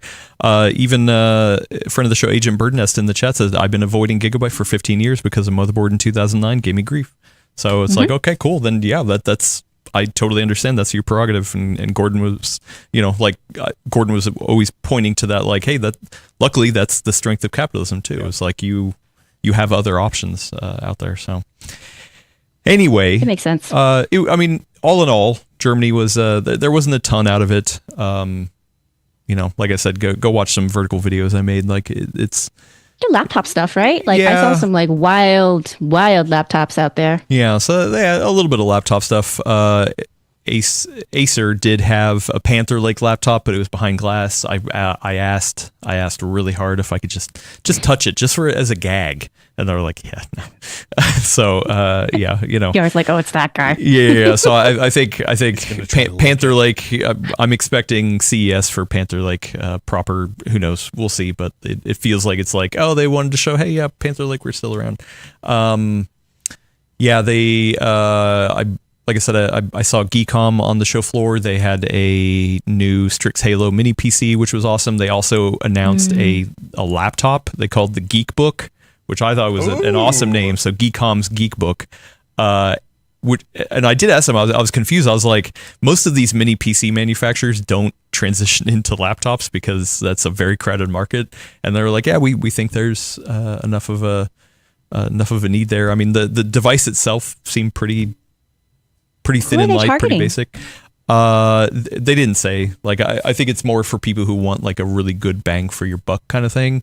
Like interesting. Like it didn't look like a cheap laptop. I mean, they weren't talking prices, and I don't mean like cheap in it. I mean cheap in like sometimes you can look at a laptop and you're just like, like that's something that's more economical, right? To put it in a good way. They're trying to hit a certain target point.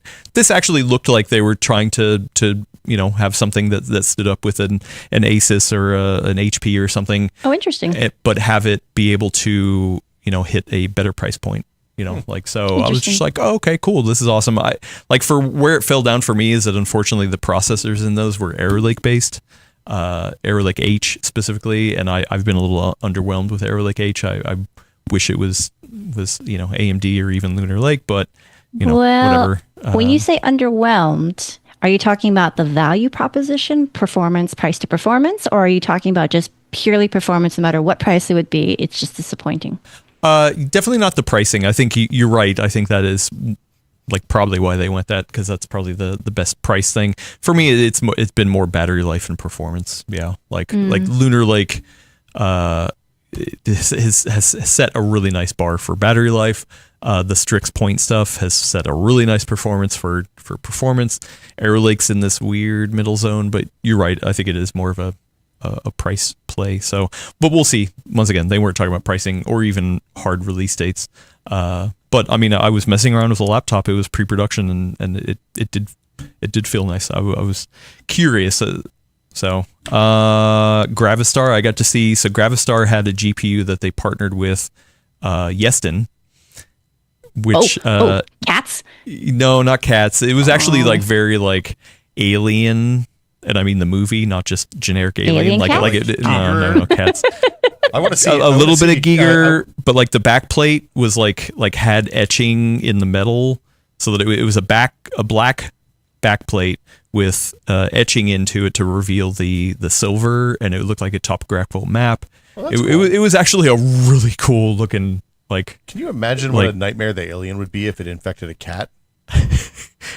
Oh no, it affected a dog in the third one. That wasn't as scary as a cat. A cat would really play with you. A cat would mess you up. Yeah, a cat would be like, "Oh, no, you can run away." No, you can't. Yeah, exactly. Also, I can fit under door frames and through narrow things that you don't think I should be able to because I'm just liquid. Yeah. So there's the design. I know you can't see it, Elena, but. Like it was like really industrial, really cool. These are all LEDs. I did smell it. Unfortunately, I had no scent stick, so whatever. But maybe I don't want to know what a scent stick. No, I don't think you want to know what an alien smells like, dude. Is it going to smell like ectoplasm? I'd be curious. I bet it smells like burning hair and metal, burning. Man. Metal. I'd be curious. What if it's like one of those things where it just smells like the thing that you would find most revolting? Oh, I don't want that. Oh, yeah, like okay, and it's different for everyone. For you, yes. For me, it's lavender. Yeah. So you're not taking trips to parts of France, I see. I hate lavender. It makes my causes reactions. Bad. So yeah. Sleepy IFA, and then it was fun to go down to the German offices for our I can't believe you had an opportunity to eat a Quato-sized schnitzel and didn't go for it. Yeah, I was totally in. We just didn't end up going. But I mean, we mostly had like meetings and stuff down there, so it wasn't like a show or something I was attending. But yeah, so that's it for the new stuff. Let's move over to viewer Q&A. If you have a question right now, ask it in the chat. Elena, if Elena has a question, she can ask it on the show. Are you a viewer? Yeah. Or if you're watching or listening to this later, there's a link into the description. That's true. To go over to our Discord. Awesome people over there. I've had to rename the question channel a couple times because people are not understanding that these channels are for questions only, please. It was very, very disorienting where I was like, everything's changing on me. Yeah, no, I'm sorry. Like, well, because I realized, like, I think what's happening is that those titles have been too long so that it cut off questions, and people just saw either the Full Nerd or Dual Boot Diaries and thought, oh, this is where I talk about the episodes. So I just abbreviated them to TFN or DBD and then questions, so you can clearly see that those channels are just for questions. You can do threads in there. If you would like to talk about the question, go ahead, add a thread. That's our official kind of thing. But yeah, please only questions, and we will hopefully get to them at a later date. But it seems like first and foremost, we have a question from one Elena Yee. Please, what is your question? Yes, and it's very pressing. Okay. It's very, very pressing because you were in Germany with our German colleagues. Yes. And they do a project that they call it's translated to English is the Hell Machine, which is basically, I literally translated it, which is basically, if for everyone who is familiar with Maximum PC, it's their version of a dream machine. What was it like this year? Because I think you did some video around it, right? Or like related to it. So like, did you get to mess with it? Like, yeah, well, actually, and I did show up in one of their videos. What? Because they crossover. Yeah. So what they usually do is build this machine. It's a month-long or multiple month-long process. They document all of it, and then they reveal it and give it away at Gamescom. So they did take it to Gamescom. Unfortunately, the project isn't complete, so they have some more stuff to do. But they had shipped it back from Gamescom, and this is the first time that they had really fired it up and messed with it. So it was really cool. Once again, I did a video for the PCWorld channel. Hopefully, it'll be going up sometime the next week, so you can see it for yourself. So I'm not going to dive into the details too much. But unfortunately, after we were done messing around with it and like stress testing it, so the theme of this one is like to literally try to make the coolest PC like ever. Yeah, because they moved away from. Because I think their thing for a long time was just like, what is the most like all out machine we could? Yep. Yeah, like what is the most like insane all-out machine we could build, and I think they got kind of tired of it, so then they started doing more like specific focus, which is right. Smart. So like, which makes sense too, because like so this year's theme is cooling, like extreme cooling. They had some videos with DeBauer, which we know him, like Roman. Well, actually, so I'm gonna save it for the video. They did have something to like bring it over the edge that was really dumb in a really cool way. I'm not going to spoil it here, but the whole thing into brake fluid. That would be funny, but no. So and the case was full modded, all that kind of stuff. Anyway, I was like, okay. After we messed around with it just off camera, I was like, oh, let's move over to here so we can do a video. And I think they wanted to do some other B-roll stuff. And we unplug everything, lift it up, and I was like, oh, what's that? And it was a puddle of liquid left on the desk. Oh, no. And so for the next 2 days that I was there, like I was in meetings, and the other crew was just like frantically trying to figure out that the custom loop was leaking somewhere. It wasn't leaking at Gamescom, so it seemed to be an issue maybe on the way back. Shipping. Not only that, DeBauer was coming in to do another video with them. He was going to do overclocking and a shunt mod, and he was going to switch out the water block for the 5090 to the new one that they showed at Computex. The new I don't remember the name of it. So yeah, and they were just like, oh, we got to get this thing working again. They did end up fixing it, but yeah. So like I was in their video because they were filming the behind the scenes of it being broke, and then we did a video once we fixed it for PCWorld channel. So it is seemed to be fixed. Okay. But like shipping. Every time I went in there, I was like, this is why I don't like custom loops. Shipping a machine with a custom loop is the scariest thing I can imagine. Yeah. So it was cool, and yeah, it was really fun to see like a big project that the group, the Hell team or whatever it translates to, like they put this together and they really care. Also, and I will spoil this is something we talked about at the end of the video. Next year marks their 20th anniversary for doing this. Oh, how cool. That's awesome. And for years, we actually have talked about having some sort of version of that on PCWorld. If we did a Dream Machine or a Machine from Hell, like what would we do? Usually Gordon was like, too much work. He's like, Yeah, I've done that for Gordon. Yeah, Gordon's like, I've like, I done know what it that. I've takes. been in the trenches. Yeah. No more. I am retired from that life. Yeah. Hey, Gordon did it for like 16 years or something ridiculous. Like, He was very over. He definitely wanted to enjoy some semi-retirement around that. Well, I mean, it was an incredible amount of work to make those things happen every year. Yeah. So good on them, and they do continue to do it. I mean, nothing's been planned, but I was like, hey, maybe it would be kind of funny to do a face-off for their 20th anniversary. But then, and what I also keep telling them is like, I don't want to embarrass them on their 20th anniversary, by having something that just beats theirs. That would be really sad. And then they take it very personally, and I'm like, yeah, no, what they should do is make one machine for each year that they've done it, and do the retrospective machine. Well, I die from exhaustion. Yeah, I don't work in that office. I don't have to deal with this. Well, I did ask, like, I don't know, I've been on a kick, because we have these old Dream machines here too, and like I've been wanting to do like a revisit, sleeper build? Sleeper build, an upgrade of the Dream Machine of 2002 or whatever. And I was like, well, what were the first Dream Machines that you guys had? And I actually saw some videos, and it's funny to look back at what we thought was like pinnacle performance back then. So who knows? I don't know.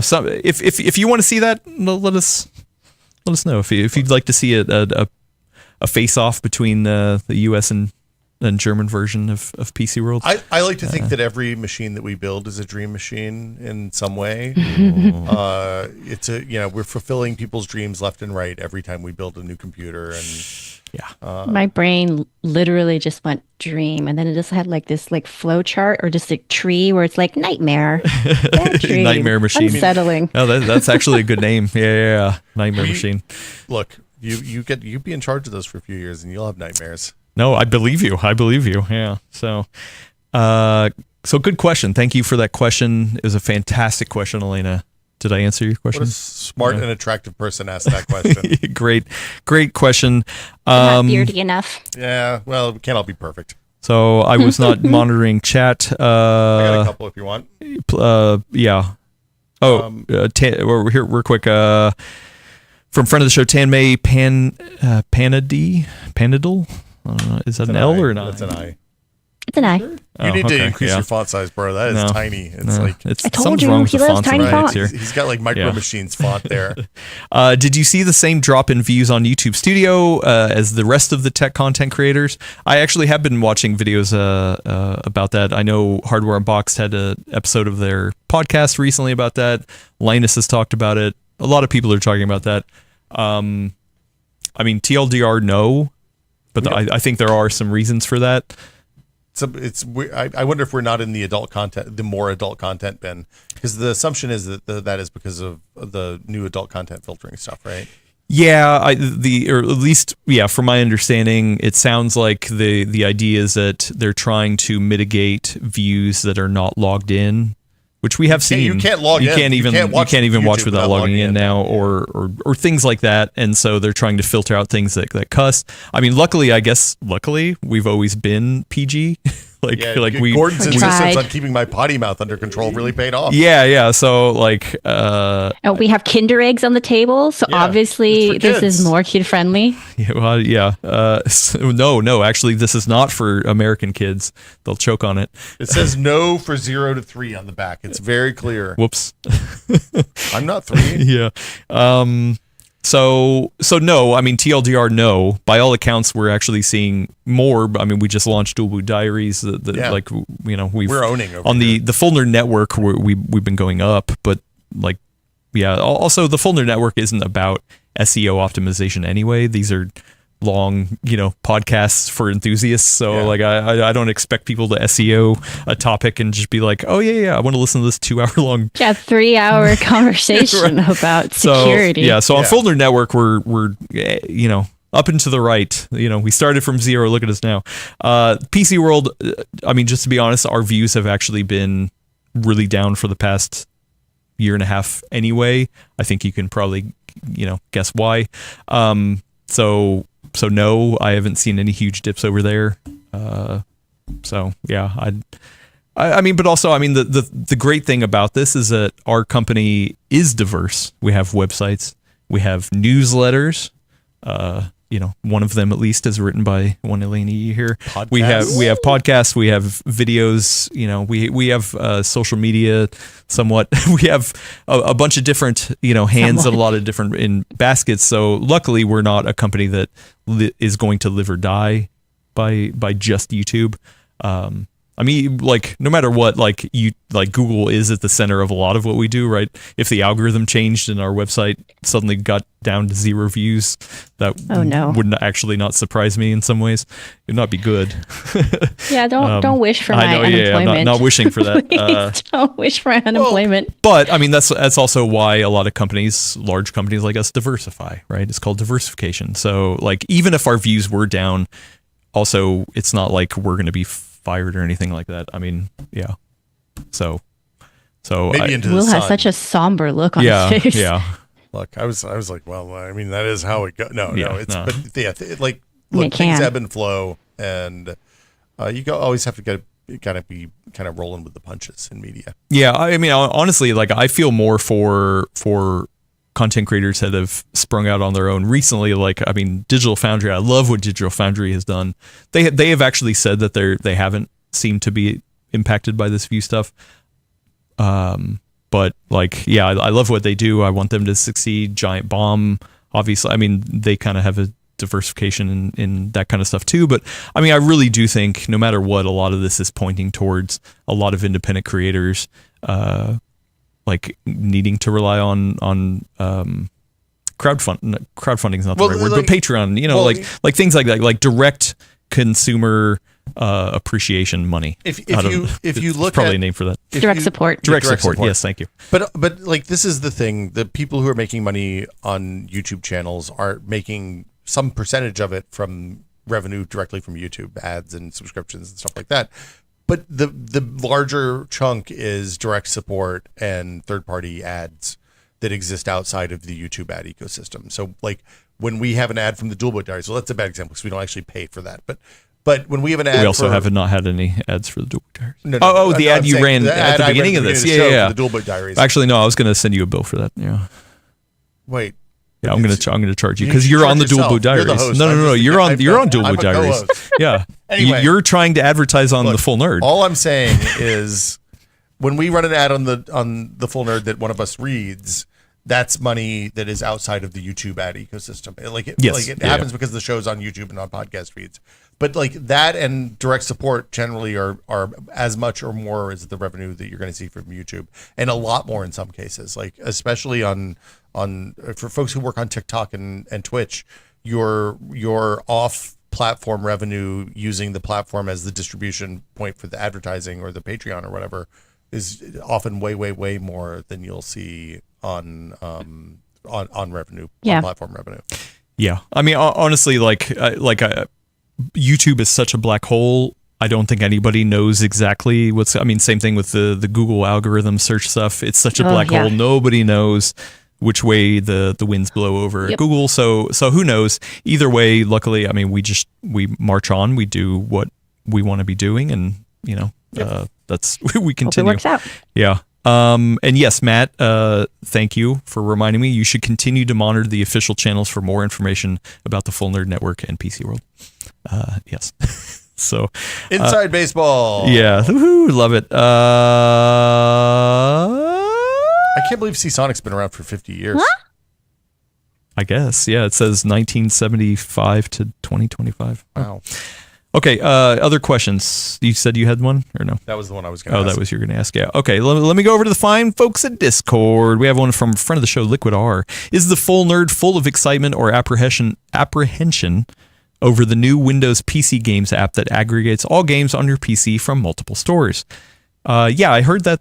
Has that started rolling out? I have not seen it yet, but 25H2 just kind of started trickling out the other day. Yeah, so essentially this is the Xbox app trying to become the new hub of PC gaming. Mm-hmm. Yeah, so they're going to integrate with other accounts. So you're not just going to see your Xbox or Microsoft account games. you theoretically should, once you connect Steam to it, see your Steam games library. Use that as, I'm sure Microsoft would love for you to use that as the aggregated front end.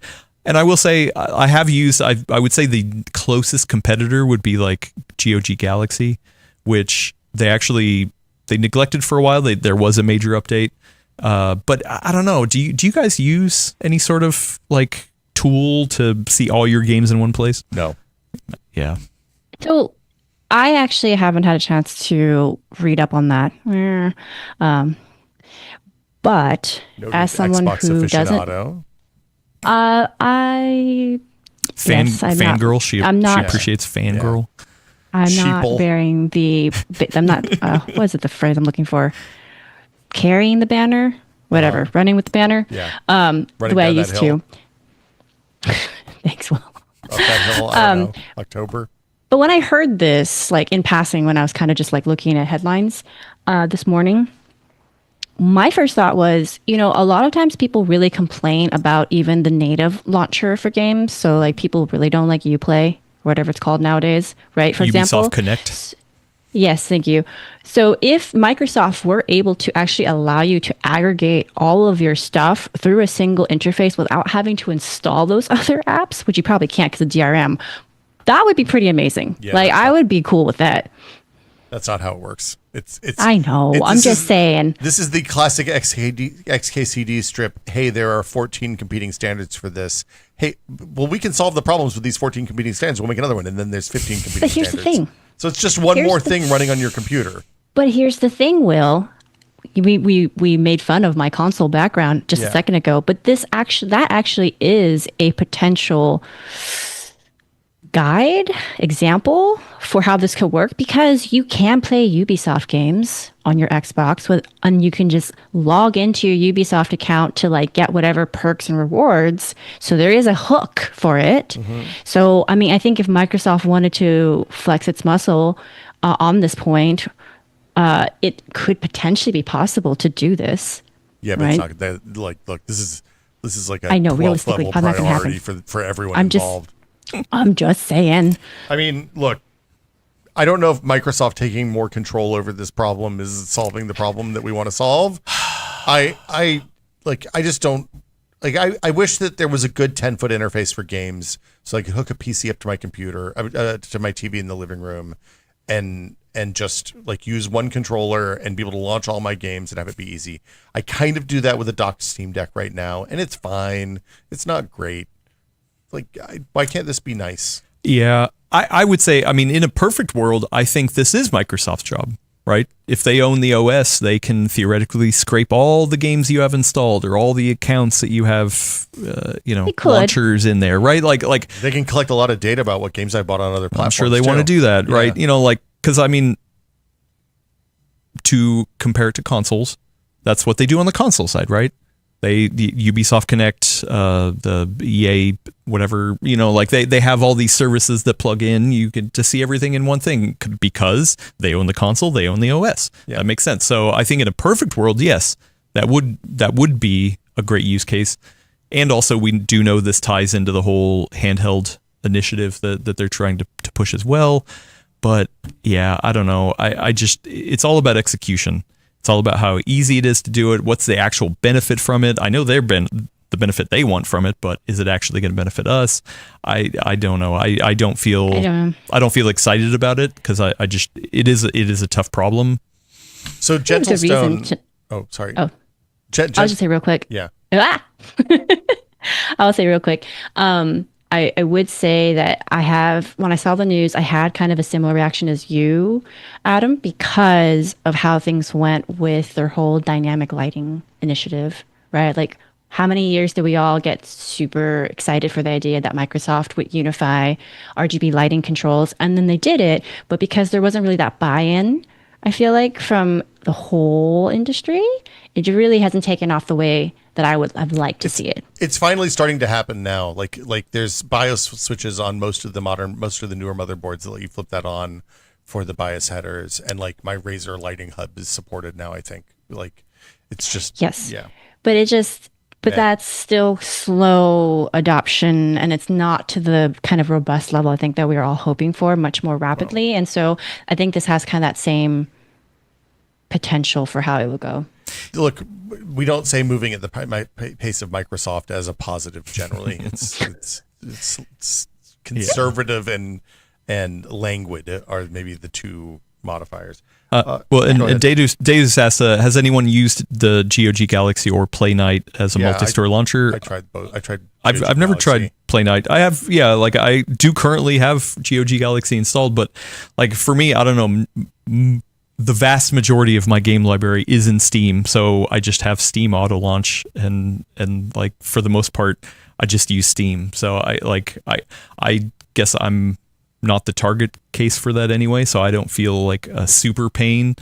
I have Steam and Epic auto launch, but that's just because Fortnite updates are enormous, and I want them to run when I'm like going to get a snack.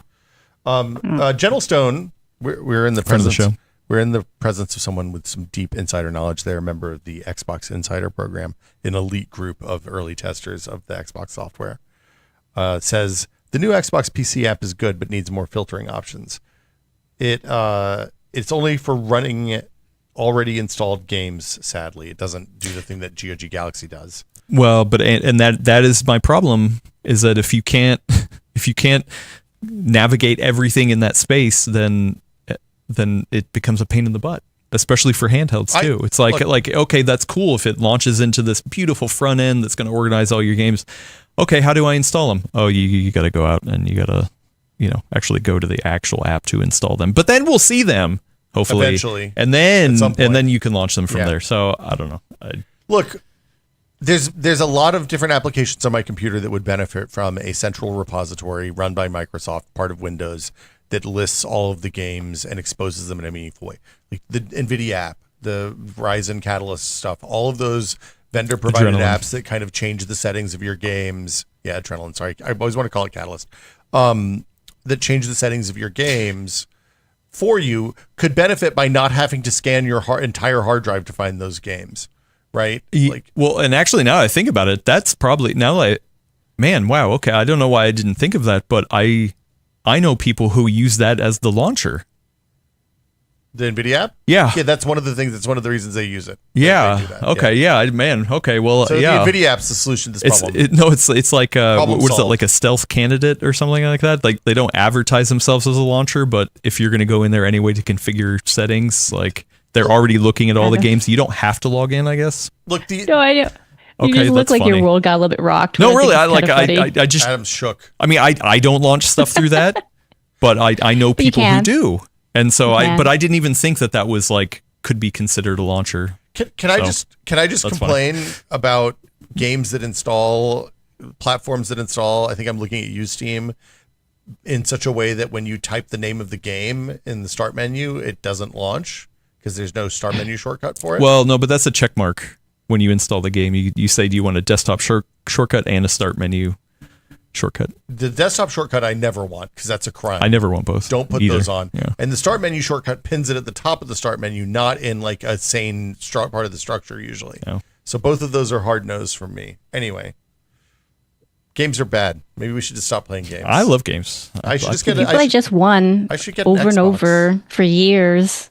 Look, I play other like I have. Too. I know. Yeah. Well, and me, I'm just a dabbling machine over here. Just a dilettante. Actually, you know what? I've been going through and replaying all the Metal Gear games recently for the billionth time in my life. The Metal Gear Solid 2, I pretty much beat on the plane ride over. Oh, nice. So yeah, I started playing Mass Effect 1 again because we were talking about RPGs. Oh yeah, and my kid was like, "Well, I don't think I'd like that." And I was like, "No, you should check this out." And then I started playing, and then the next thing I spent 20 hours playing Mass Effect. Space opera. It's great. Turns out it's pretty good. Yeah. All right, a couple more questions and we will get out of here. Oh, I guess we might as well keep it on games. Agent Burness, friend of the show, asks, what Q4 game are you most looking forward to?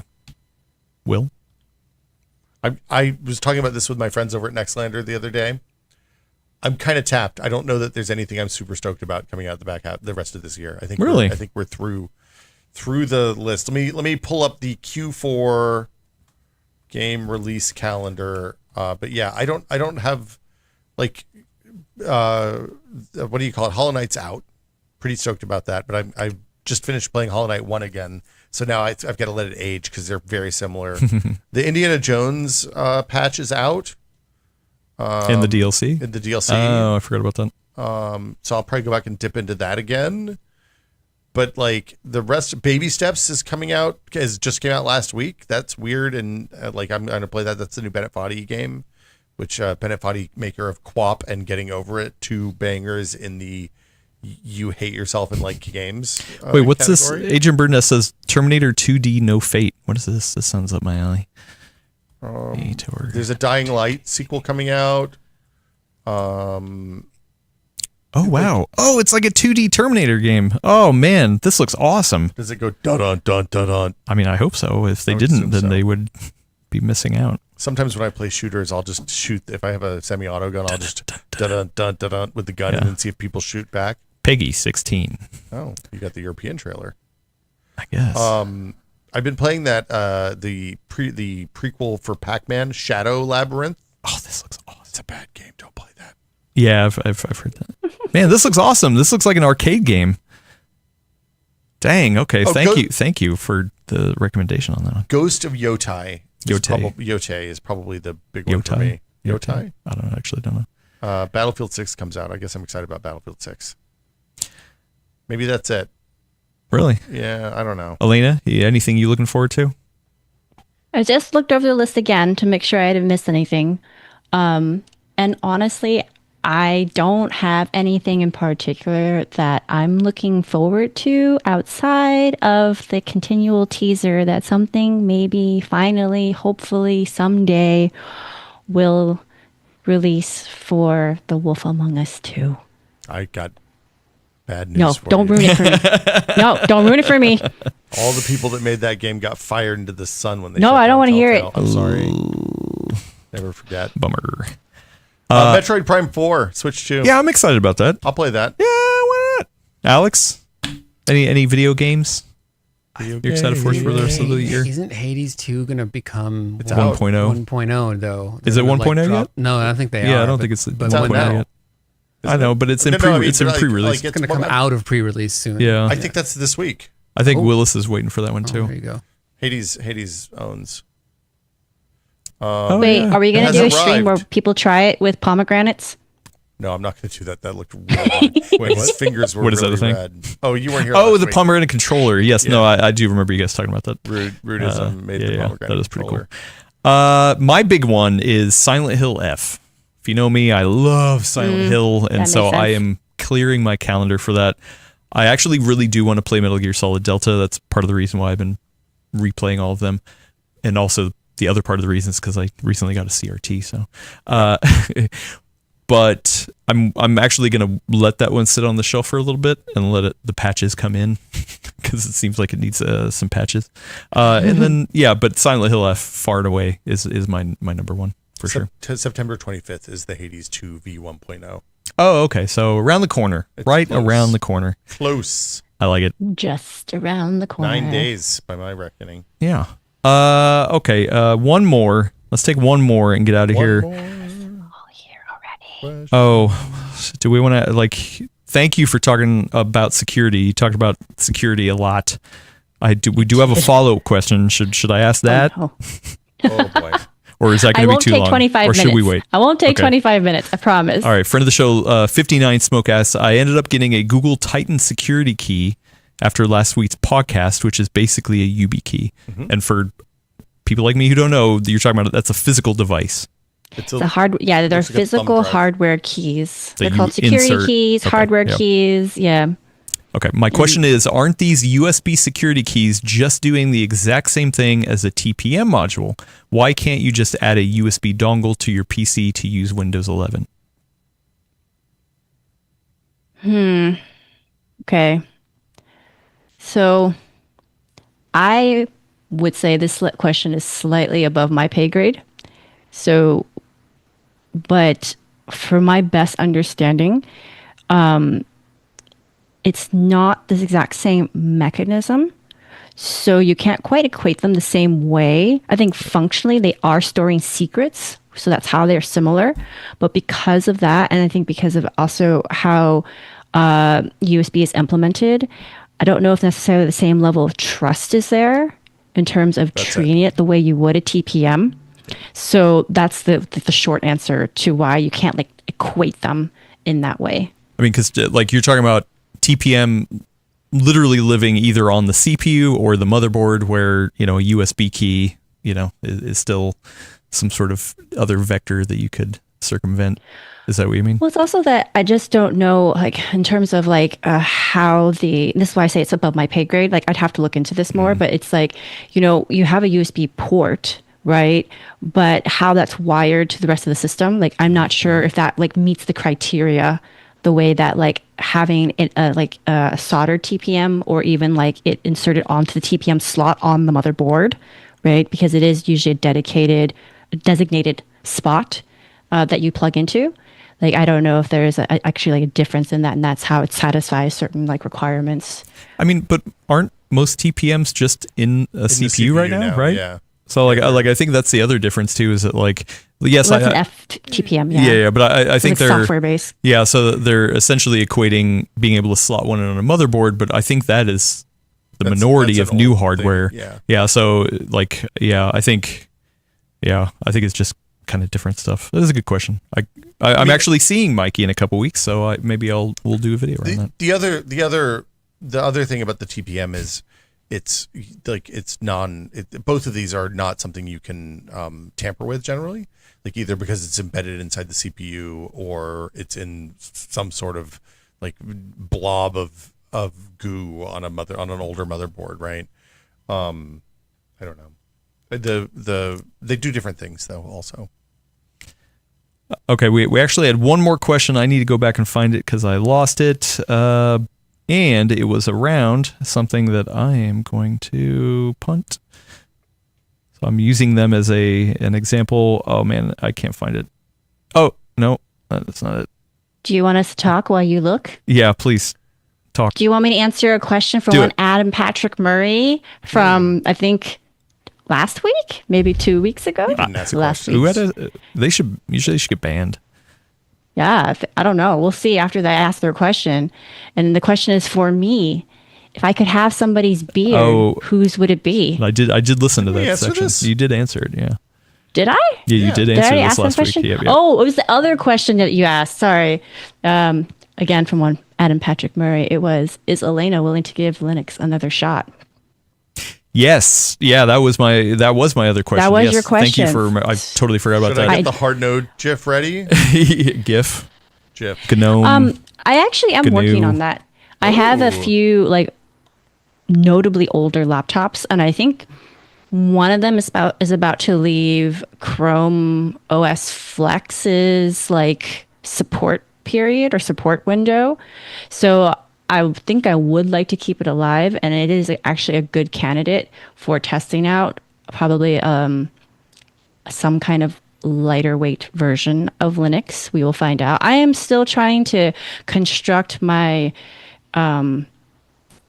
crime scene flowchart wall of Post-its of understanding like the different terminology and like how the different flavors of Linux relate to one another. We'll see if I actually ever get it fully up on a wall so I can take a picture of it. I find it very amusing. You should start a podcast. Really helps get these things in. I gotta say there have been inflection points in this year that has led us to Dual Boot Diaries, and I will say one of those is your rant when you came on here and talked about Linux. Yeah, talking about smack. Like that's why I asked that question, because I think I want you on the show to talk about that. I even remember this. You don't remember that? Wow, it changed Adam's life. Yeah, no, literally. You broke him down. You made it. He was I would say it was probably the biggest rant I've ever heard you go on. Because you were talking about like nobody documents it. Like they say that it's easy, but it's not easy. And then something about neck beards, and you used a bunch of words that I don't understand, but they sounded bad. We got demonetized from it. I mean, it was it was crazy. Oh, maybe that's why I put it out of my memory. Yeah, no, it was really good. It was like, hey, is Elena okay? I mean, but I mean. To be fair, I think there are obviously a lot of people now. We're just doing another ad at the end for Dual Boot Diaries. There are a lot of people who are in our situation who are going on this journey as well, and I think it does behoove all of us to try to navigate it, if anything, on how to talk about it. Like, because like people keep telling me that, oh yeah, you when I built that PC for my or configured that PC for my grandma who had needing to get off Windows 10, there were people who were like, oh, just give her Pop! OS, she wouldn't have noticed, and like I didn't know how to accurately be like, hell no. until now. I've also been in it and been like, oh, okay, this is where I think it would have fallen down for my grandma and why it wouldn't have worked. But also, I feel like I am better equipped now to be like, okay, if I did want to try to get my grandma on it, what would I do? Spoilers, I wouldn't. But wow. Yeah. Your grandma sucks, dude. I bet your grandma's smart enough to figure this out. Well, no, I mean, because she literally one of the only use cases is Excel. So, yeah. And she has a very specific reason for it. And so I couldn't be like, oh yeah, just use LibreOffice. No, she's not going to do that. Google Sheets, that's all you need. Yeah. But not even that. Like, nope. She has a very specific use case, and I'm not going to sit there. No, I know. That's what I'm saying. That was a joke. Yeah. So that was a joke. But it actually has been fun. So I would love to hear other people. Yeah. I mean, I wouldn't mind giving it another shot. I'm gonna have to try to find that. I think chat might actually know it better than me. What episode like that I made that rant on? Ago. It wasn't long ago. No, I don't even remember. Like some. Wow, changed Adam's life. What? But we did a short on it. And that's probably the easiest way to find it. I mean, a lot of times, I think in general, a lot of my irritation with things boils down to how they're presented, right? Like marketing, right? So your example is a great illustration of this, which is, I think there's a lot of times where, I think maybe from a good place, Linux users, excuse me, like passionate Linux users will gloss over things that are very important to the individual, right? So like your grandma really needs to use Excel, and it doesn't matter why she really wants to use Excel. All that matters is that she wants to really use Excel. And it can't be replaced by something else. But that often will get glossed over, where they're like, oh, well, you can just do this instead, or you can just do this instead, and it's not a big deal. You just make the transition. It's like, well, you made the transition, but not everyone's going to make that transition. So you have to find a workable solution for them if you want them to make the transition, or you have to accept that they're not making the transition. And I still actually don't remember the rant, but I'm sure that it was a really good rant. It was really good. It was a really good rant. I questioned my life choices, and Adam was crying at the end. And we started the podcast. Yeah. If I were to make a guess about one of the reasons why my past self went on this rant, it is because you can't actually effectively solve other people's problems by just glossing over them. It's just a universe. You can just stop there. You can just say you can't effectively solve other people's problems. Yeah, true. You're in charge of your own self. Fix your own business. Yeah, man. Anyway, if you want to go hear about Linux, we have a podcast for that. Dual Boot Diaries. Get it where any podcasts are sold. We're on there. We are about to film episode 4. 4. Yeah. Wait, this week is supposed to be 4, so you're only just recording. You're recording real time now. You're not. Yeah, we're caught up now. Yeah, okay. we actually were recording 2 weeks in advance because in my time in Germany, I knew we probably could have made it work. Adam couldn't get his business together to record a podcast. Yeah, too much schnitzel. Keistering Kinder eggs or whatever he did there. Yeah. Also, part of it was like, okay, what is it like going on a full work trip with Linux? So being able to come back and now talk about it at the end and being like, I bet everything went great. I believe. I'm very interested to hear this part. Yeah. Anyway, to this episode. I think it's a good show. So please go subscribe. I've enjoyed doing it. It's been fun. I've learned a lot. I'm better at Linux already at 3 episodes in. So. I've said that. I don't remember where I said this. I think maybe it was on Blue Sky or something. But I literally said I went back and listened to episode 1 because it posted 2 weeks. Like when I was posting episode 1, it was 2 weeks in the past, and I was already like, oh wow.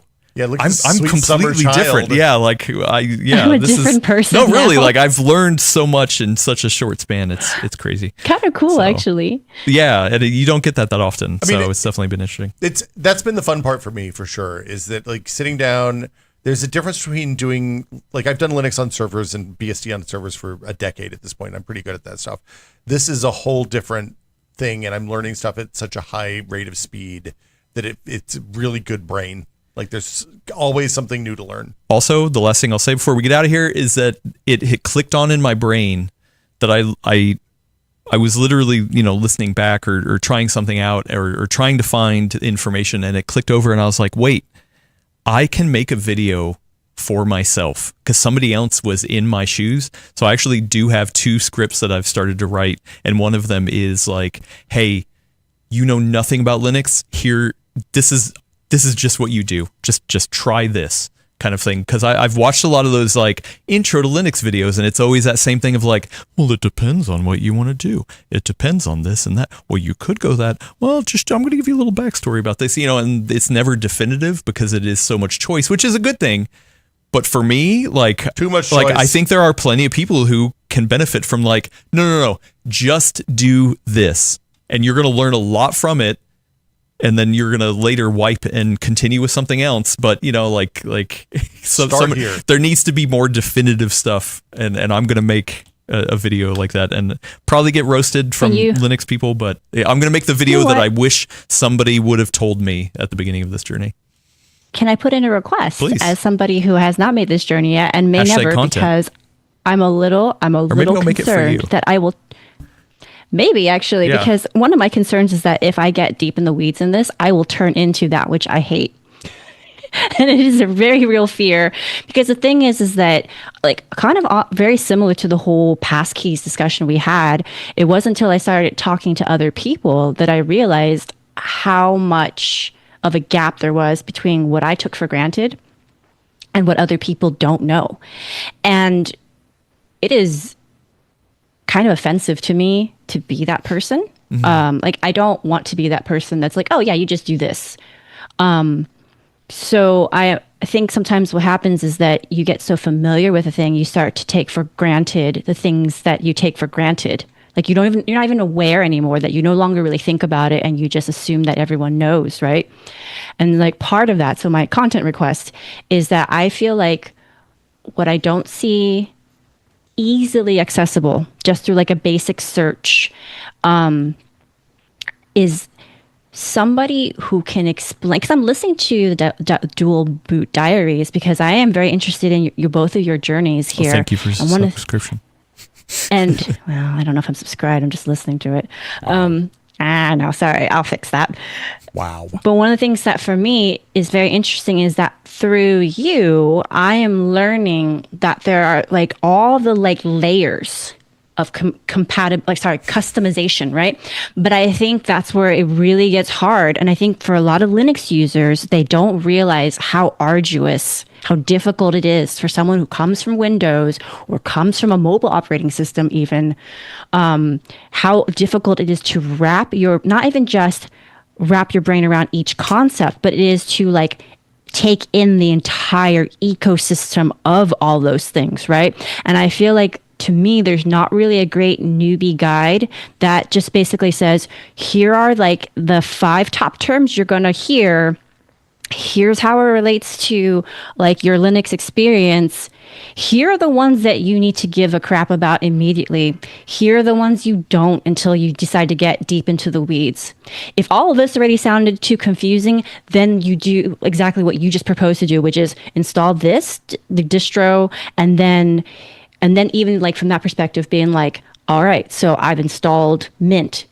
Here's how I'm customizing this because of this. And this is that concept I mentioned earlier, right? Like basically hand holding them in a way that builds the layers in a very digestible way, as opposed to just assuming that someone's going to like RTFM and like just earnestly read everything and like just sit there with it until it makes sense, because most people are not, right? And yeah. I can't remember who, one of the commenters or a friend of mine I was talking to about this, listened to the first few episodes of the show, and they were like, oh yeah, my parents were from Russia.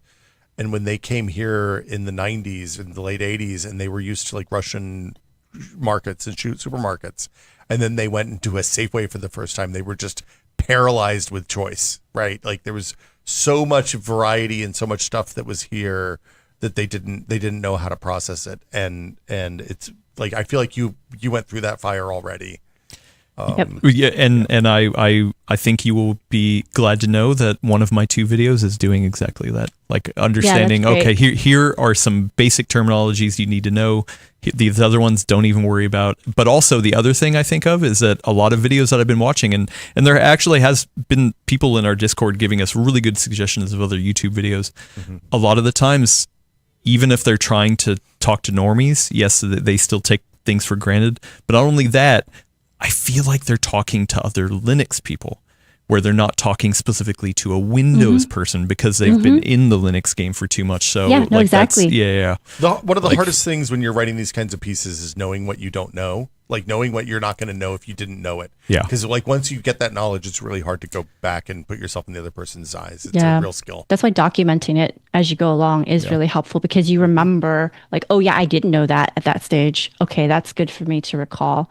Or talking to people who are at that stage to keep you fresh, because I think that story you just told, Will, is so good as an illustration, a real world illustration of what that feels like, right? Because if you've only ever had like, I don't know what it was like in Soviet Russia, right? But like, let's say that your only experience of going to a store is like you have this kind of bread, this maybe like 2 types of fruit and like only milk. And then you get to a place and they've got like 15 different kinds of fruit.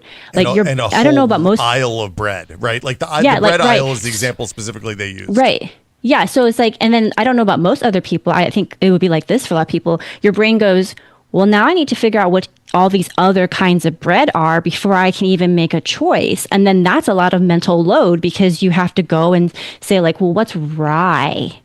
You know, like you have to like really start breaking down these concepts that other people take for granted. And there's so much that is involved with that. That's the reason why people are like, I'll just stick with Windows.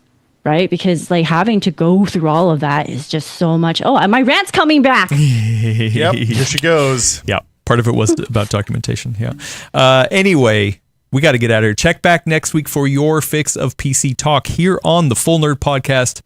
If you want to subscribe to us on the go, if you want to listen to the podcast, like put it in your ear holes. Yeah, in your ear holes or your eye holes. Then YouTube is obviously one place. Apple Podcasts, Spotify, YouTube Music, Pocket Casts, all the cool places that you can subscribe. You can do that, but also, the Full Nerd Podcast is not just about this podcast. We have a whole network of podcasts. We have Dual Boot Diaries on this Full Nerd network. We have a Discord, group channel. What is it? Discord server where people are talking about awesome nerdy stuff just like you, and we have a Full Nerd newsletter. Like how awesome would it be to have a newsletter freshly baked in your oven every Friday morning, delivered to you by one Eleni Yee, where she not only talks about the episode of this podcast, but talks about other things that you would also be interested in. You should do that. Who wouldn't like that? Just be clear, disclaimer, I'm not actually entering all of your houses. Yeah, you're like the Santa Claus. That's illegal. The Santa Claus of the Full Nerd. You come to everyone's house who subscribe to the newsletter, and you put little parcels you of put all the wisdom. words in the oven, and then you twinkle your nose and get out of there, and then when they wake up, the oven has a freshly baked newsletter ready for them. That's not exactly how newsletters work. Nope, that's exactly how newsletters work. I thought Elena comes to your house while you're sleeping, and then she whispers the newsletter, and then it goes away by the time you wake up. So it's just like in your subconscious rattling around. No, that's why it's called a newsletter. No. This is let her tell you the news. There's a lot of breaking and entering in these scenarios. Also, this isn't just a subconscious thing. This is in your full conscious. What? Yeah, these newsletters go in all around throughout your consciousness. Can we get a read like ASMR-y version of the newsletter as a podcast? Ooh. Oh, we should. Come on. Yeah, record an audio version of the newsletter. How could you suggest such a twisted thing? And this will be on the Full Nerd Network. Yeah, there we go. It's the Full Nerd newsletter, the podcast. There we go. I love Full it. Nerd newsletter, the podcast. Oh, we've already... The Full Nerd podcast so newsletter, subscribe. The podcast. Yeah, subscribe. Wait, hold on. On Apple Podcasts. Wait, hold on. I might have misheard you because this sounds normal. I thought I heard you say it as an ASMR version. I did. That was in there too, yeah. No, you should definitely whisper it. You can do 2 versions. You can do an ASMR edition and a normal version. No, I think you should definitely whisper it. Welcome to the Full Nerd newsletter, the podcast. Wait, hold on. We can do this in real time. I'm gonna look up the latest thing of Full Nerd Newsletter. I have it right here. This is okay. Honestly, this is one place where I think I'd be okay with AI taking over this job to generate the. This is our AI podcast. It turns out a lot of people don't understand passkeys. I learned after last week's show when people on our Discord server began chatting about our recap of best practices for online security. See? Yeah, this is it's a $1 billion content right idea, there. Elena. I love it, but Elena reads it. Anyway, you should go over to... That's the best part about this is that we don't have to read it. Yeah. PCWorld.com/newsletters with an S, because there's actually multiple that you could subscribe to, /sign up. And there's a little check mark. You hit that check mark, you put your email address in. I actually don't know is that what people do? Sure. And then you get it, and then Elena comes to your house and puts it in your oven. Anyway, thank you, everybody, for watching this episode. We're back, baby. Thank you, Elena, for holding down the co-host spot since Brad is gone. Actually, you know what? I know why Brad is gone is because I beat his behind so hard in fantasy football this weekend. Oh, that's the thing again. He's probably so embarrassed. That Chiefs loss is going to throw off a lot of people's fantasy seasons, I beat the hell out of him. Anyway, thank you, Elena. Thank you, Will. Hey, thanks, Adam. Yeah, you guys held down the fort. No. It was an awesome show. It proved to me that I don't even need to be be here. That's true. Yeah. We often say that I love it. Where will we be without your beard? Yeah, I don't know. No, you have a good beard. I do want to see it in person. Right and there. Thank you, Alex Estevez, for controlling the verticals to horizontals. Other quick tip, real quick. I was watching the Charlie Sheen documentary on Netflix, and he was talking about his family, which includes Emilio, and he pronounced it Estevez. So I actually think they do pronounce it that way. It's just everyone else has pronounced it wrong. The 80s got Emilio's name wrong. Yeah. So but I think you are the. Wait, are you the related to right. Charlie Sheen and Emilio Estevez? Estevez, yeah. Wow. Yeah. But through you, thank you. I've broken into my head the proper way to say it. So. Sheen's got it wrong. Yeah. So thank you. Anyway, get us out of here. All right. Thanks for watching, everybody. Have a great rest of your week, and we'll see you on the next episode. I ended up following the topic this week in one of my longest ever responses during a QA segment. Hey, I spent a lot of time preparing